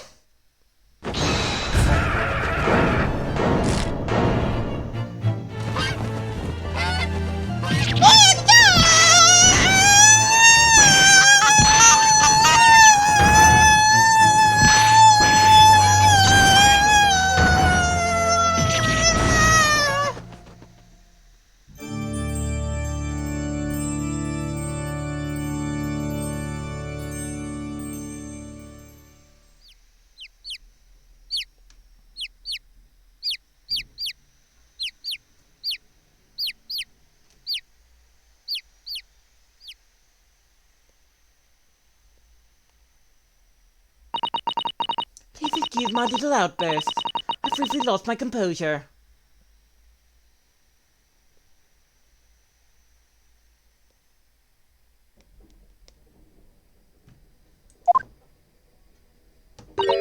Most unbecoming behavior for an English gentlewoman. Forgive me.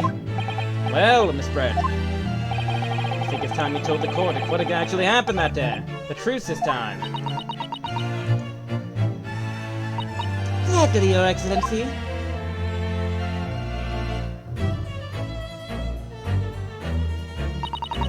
As I used the professor's life using Courier, she surmised that chose that particular day for one very important reason. He had a dental appointment for the extraction of one of his teeth in the morning.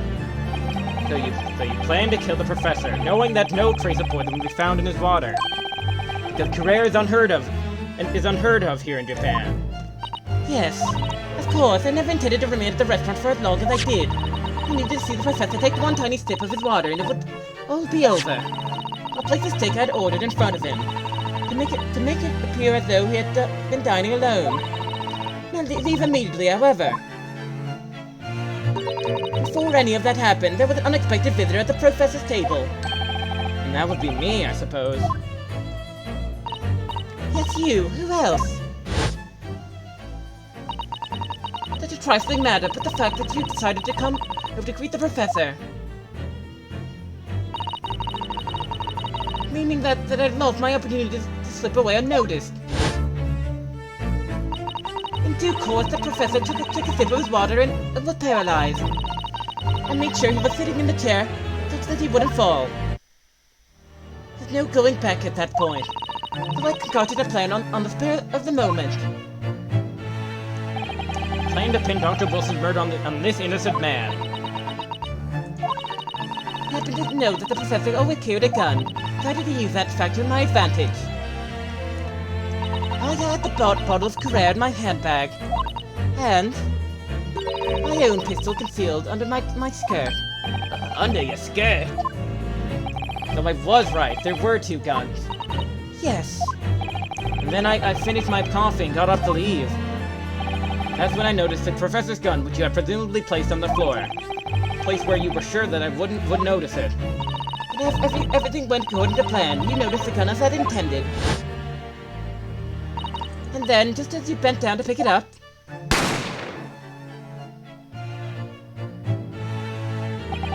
that's when you shot the professor with your own gun. Even though at that point he was already dead. naturally, the gunshot caused a commotion, at which point the waiter appeared. Obviously, I assumed Naruto-san was the culprit and I apprehended him. I took him to the pantry that adjoined the kitchen and locked him inside. And that's when I took the opportunity to turn the professor and his chair around. Because, of course, you needed to make it look like the defendant had shot Dr. Wilson from where he'd picked up the gun.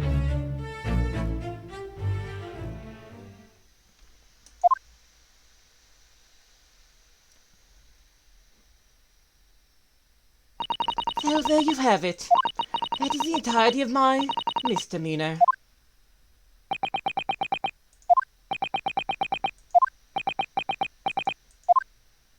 Your Excellency, Yes?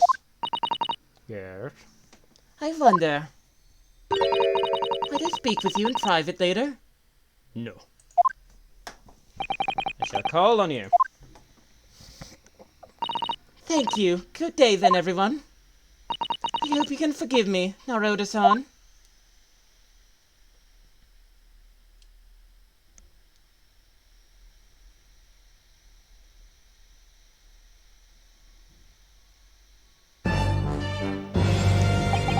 This trial has finally run its course. I presume the prosecution is in agreement. This can't be! Taketsuchi does not lose! Not to the likes of this rookie student! You better start getting used to the tough opposition. Ryunosuke Naruto! What? Yes? This insult to the Archie family name will never be forgotten! You've become conceited with age, Council. But the old have to stand aside and make way for the new. It's the way of the world. May you never forget that.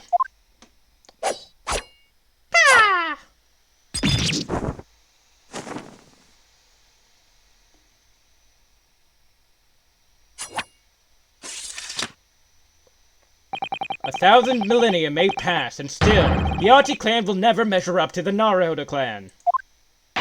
This trial in the Supreme Court of Japan will, I believe, go down in history as the start of a new chapter in our country's judicial system.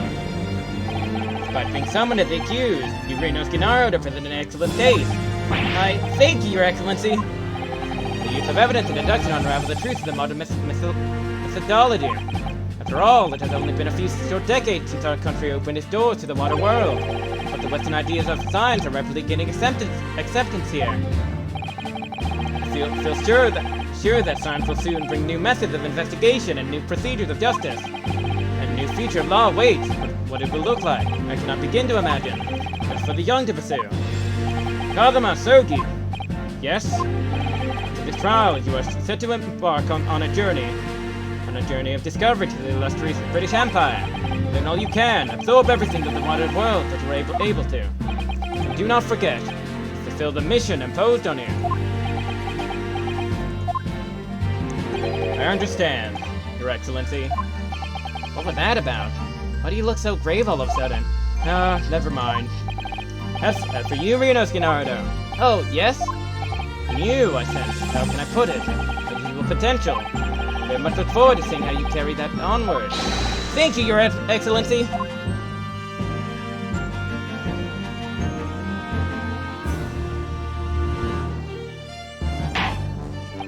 It is time to deliver the final verdict. We hereby find the defendant, Inosuke Naruto. Not guilty!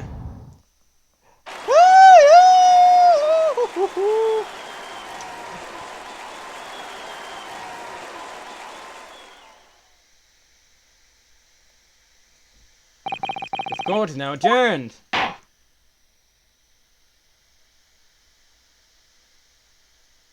November 22nd, 2:46 p.m. Supreme Court of Judicature, Defendant's Antechamber 5. I can't believe it. I can't believe what's happened. I made it. I defended myself and made it through that horrendous trial. Ryunosuke, you finally pulled it off. Congratulations. Well, I couldn't have done it without you. Thank you, Kazuma. Ha ha ha ha ha. No, it was a pleasure to watch you at work. So, you owe me an extra large sukiyaki from the place on Yume University Street. Don't forget. Good afternoon. All your hard work has certainly paid off. Good afternoon. All your hard work has certainly paid off. Let's say it all, Shib. Congratulations to both of you for proving Naruto-san's innocence. Our trusty judicial assistant. She worked hard for that result too, you know. Oh, no, I didn't do anything. Thank you so much! If he hadn't had that research report of Miss Brett's, I don't know how things would have turned out. These kind words should really be for my father. He's simply doing as he asked. It was his idea for me to go to the university and investigate. Father? Yes, of course. Forgive me for intruding on the court proceedings, Your Excellency. Satomi Kotoba, Judicial Assistant to the Defense. Speaking of Mikotoba. There you are. I believe congratulations are in order. Naruto, you did an excellent job. Thank you, Professor. Oh no, it is I who should be thanking you. After all, your efforts exposed the true criminal that took the life of my good friend. Good friend? Oh yes, you mentioned that before. It was you who actually invited Dr. Wilson to Yume University, wasn't it? Yes, that's right. Professor Mikotoba studied overseas with them. He went to study forensic medicine in Great Britain. Presumably that's when you met Dr. Wilson? Exactly. In those days, we worked together in the same hospital. Oh, you worked together? I've never heard you mention that before. Well, it was a long time ago now, besides. It's your turn, Asogi. Great Britain's a magnificent country. It leads the world. Science, medicine, engineering, culture, and of course in law. Watch and learn, my boy. See what's happening in the world's largest melting pot. I will. I'll learn all that I can. I swear on this, the spirit of the Asogi clan. You're not taking that sword to Great Britain, are you? Of course I am. Japanese man's katana is his soul. His blade shows me where I need to go. And cuts down anything that's in my way. Guess I've gently seen how sharp it is already with my own eyes. That reminds me, what's happened to the woman? Giselle Brett, I mean. After all, she's guilty of murder. Oh yes, sir. It's not easy to tell you this, but what do you mean? Surely she's going to face trial herself now. She's the true culprit after all. She will be leaving Japan in the very near future for Shanghai. What? Shanghai? Giselle Brett will not appear in court again in this country. I'm certain of that. What? But why not? It's a matter of consular jurisdiction. Inspector Asanaga? For the hard-fought battle in the courtroom today. Very impressive to watch. I must congratulate. But what's all this about, consular jurisdiction? You cannot try. Put the foreigner for her crimes here in Japan. What? We can't try her? But then, who? Who's going to bring her to justice?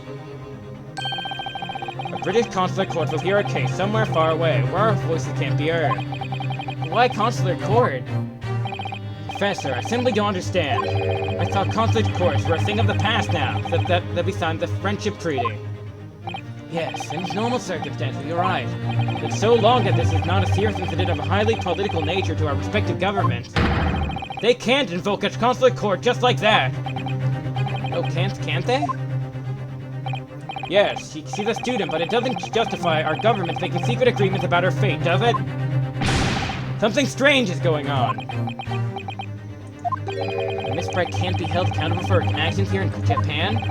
I'm afraid that for the young student. Today's trial was nothing more than a game all along. There was never any danger of comeuppance for her. I don't believe it! The British government's foreign affairs ministry has demanded that we hand over custody of Miss Brett. They're obviously taking this case of a foreign student committing murder very seriously. But it's all going to change from now on. We can make a change. This is a time of great turmoil, this new era heralded by the start of the 20th century. One day I have no doubt that woman will receive the judgment she deserves. Yes, change is coming, and we're the ones driving it. Well, I think that's enough seriousness for now. This evening calls for a celebratory drink. Professor. You're right, there's no time for gloomy faces. We should be celebrating Ryunosuke's not guilty verdict. Let's start having some fun. In that case, my visited luck on it all. As a head waiter, I shall be delighted to provide you with ample food and drink. You're a detective, Hasanaga-san, aren't you? Let's not worry about details for now. To the carnival! Will you accompany us, Professor? Of course. Carnival food is second to none. I shall go and attend the paperwork for Narada-san's release. Yes, thank you.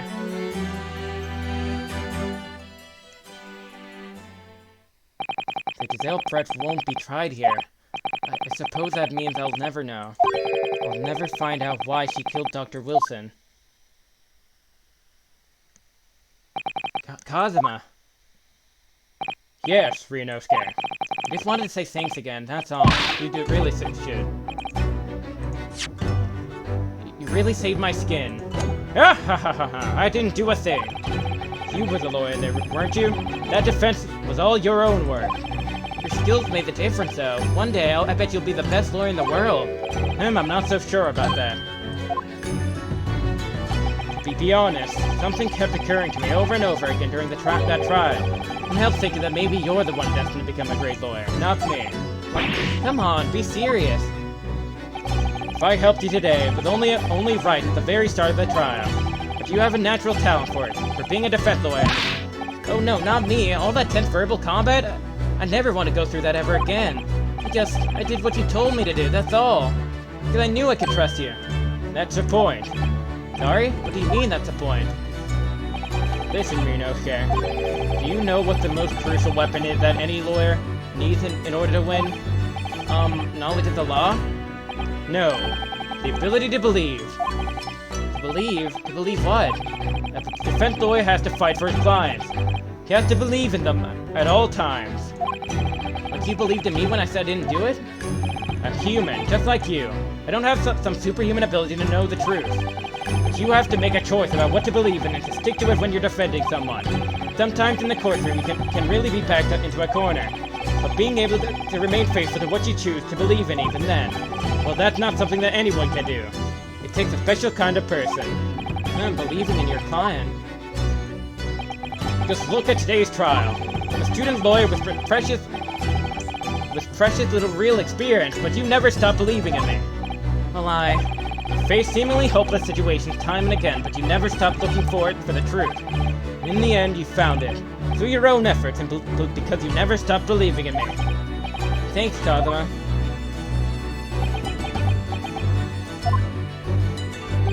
There's something I want to ask you, actually, Ryunosuke. Well, it's a favor. Really. Something very important to me. Sounds serious. What is... You're still here, are you? Oh, Inspector Asanaga! Arrange some rickshaws for us. Let's go. Thank you. We'll be right there.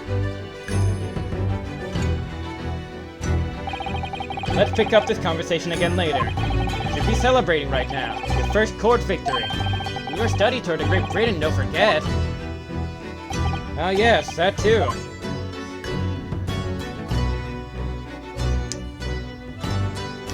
Then my very first trial came to an end. Kazuma. Professor Mikotoba. Susato-san, who acted as my assistant. Inspector Asanaga, who didn't really play much of a part, but still. It was because of the help and support of all of these people that I managed to get through that trial.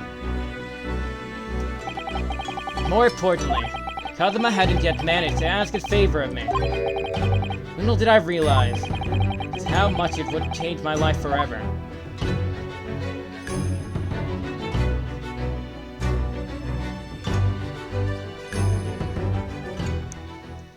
Okay, that's enough.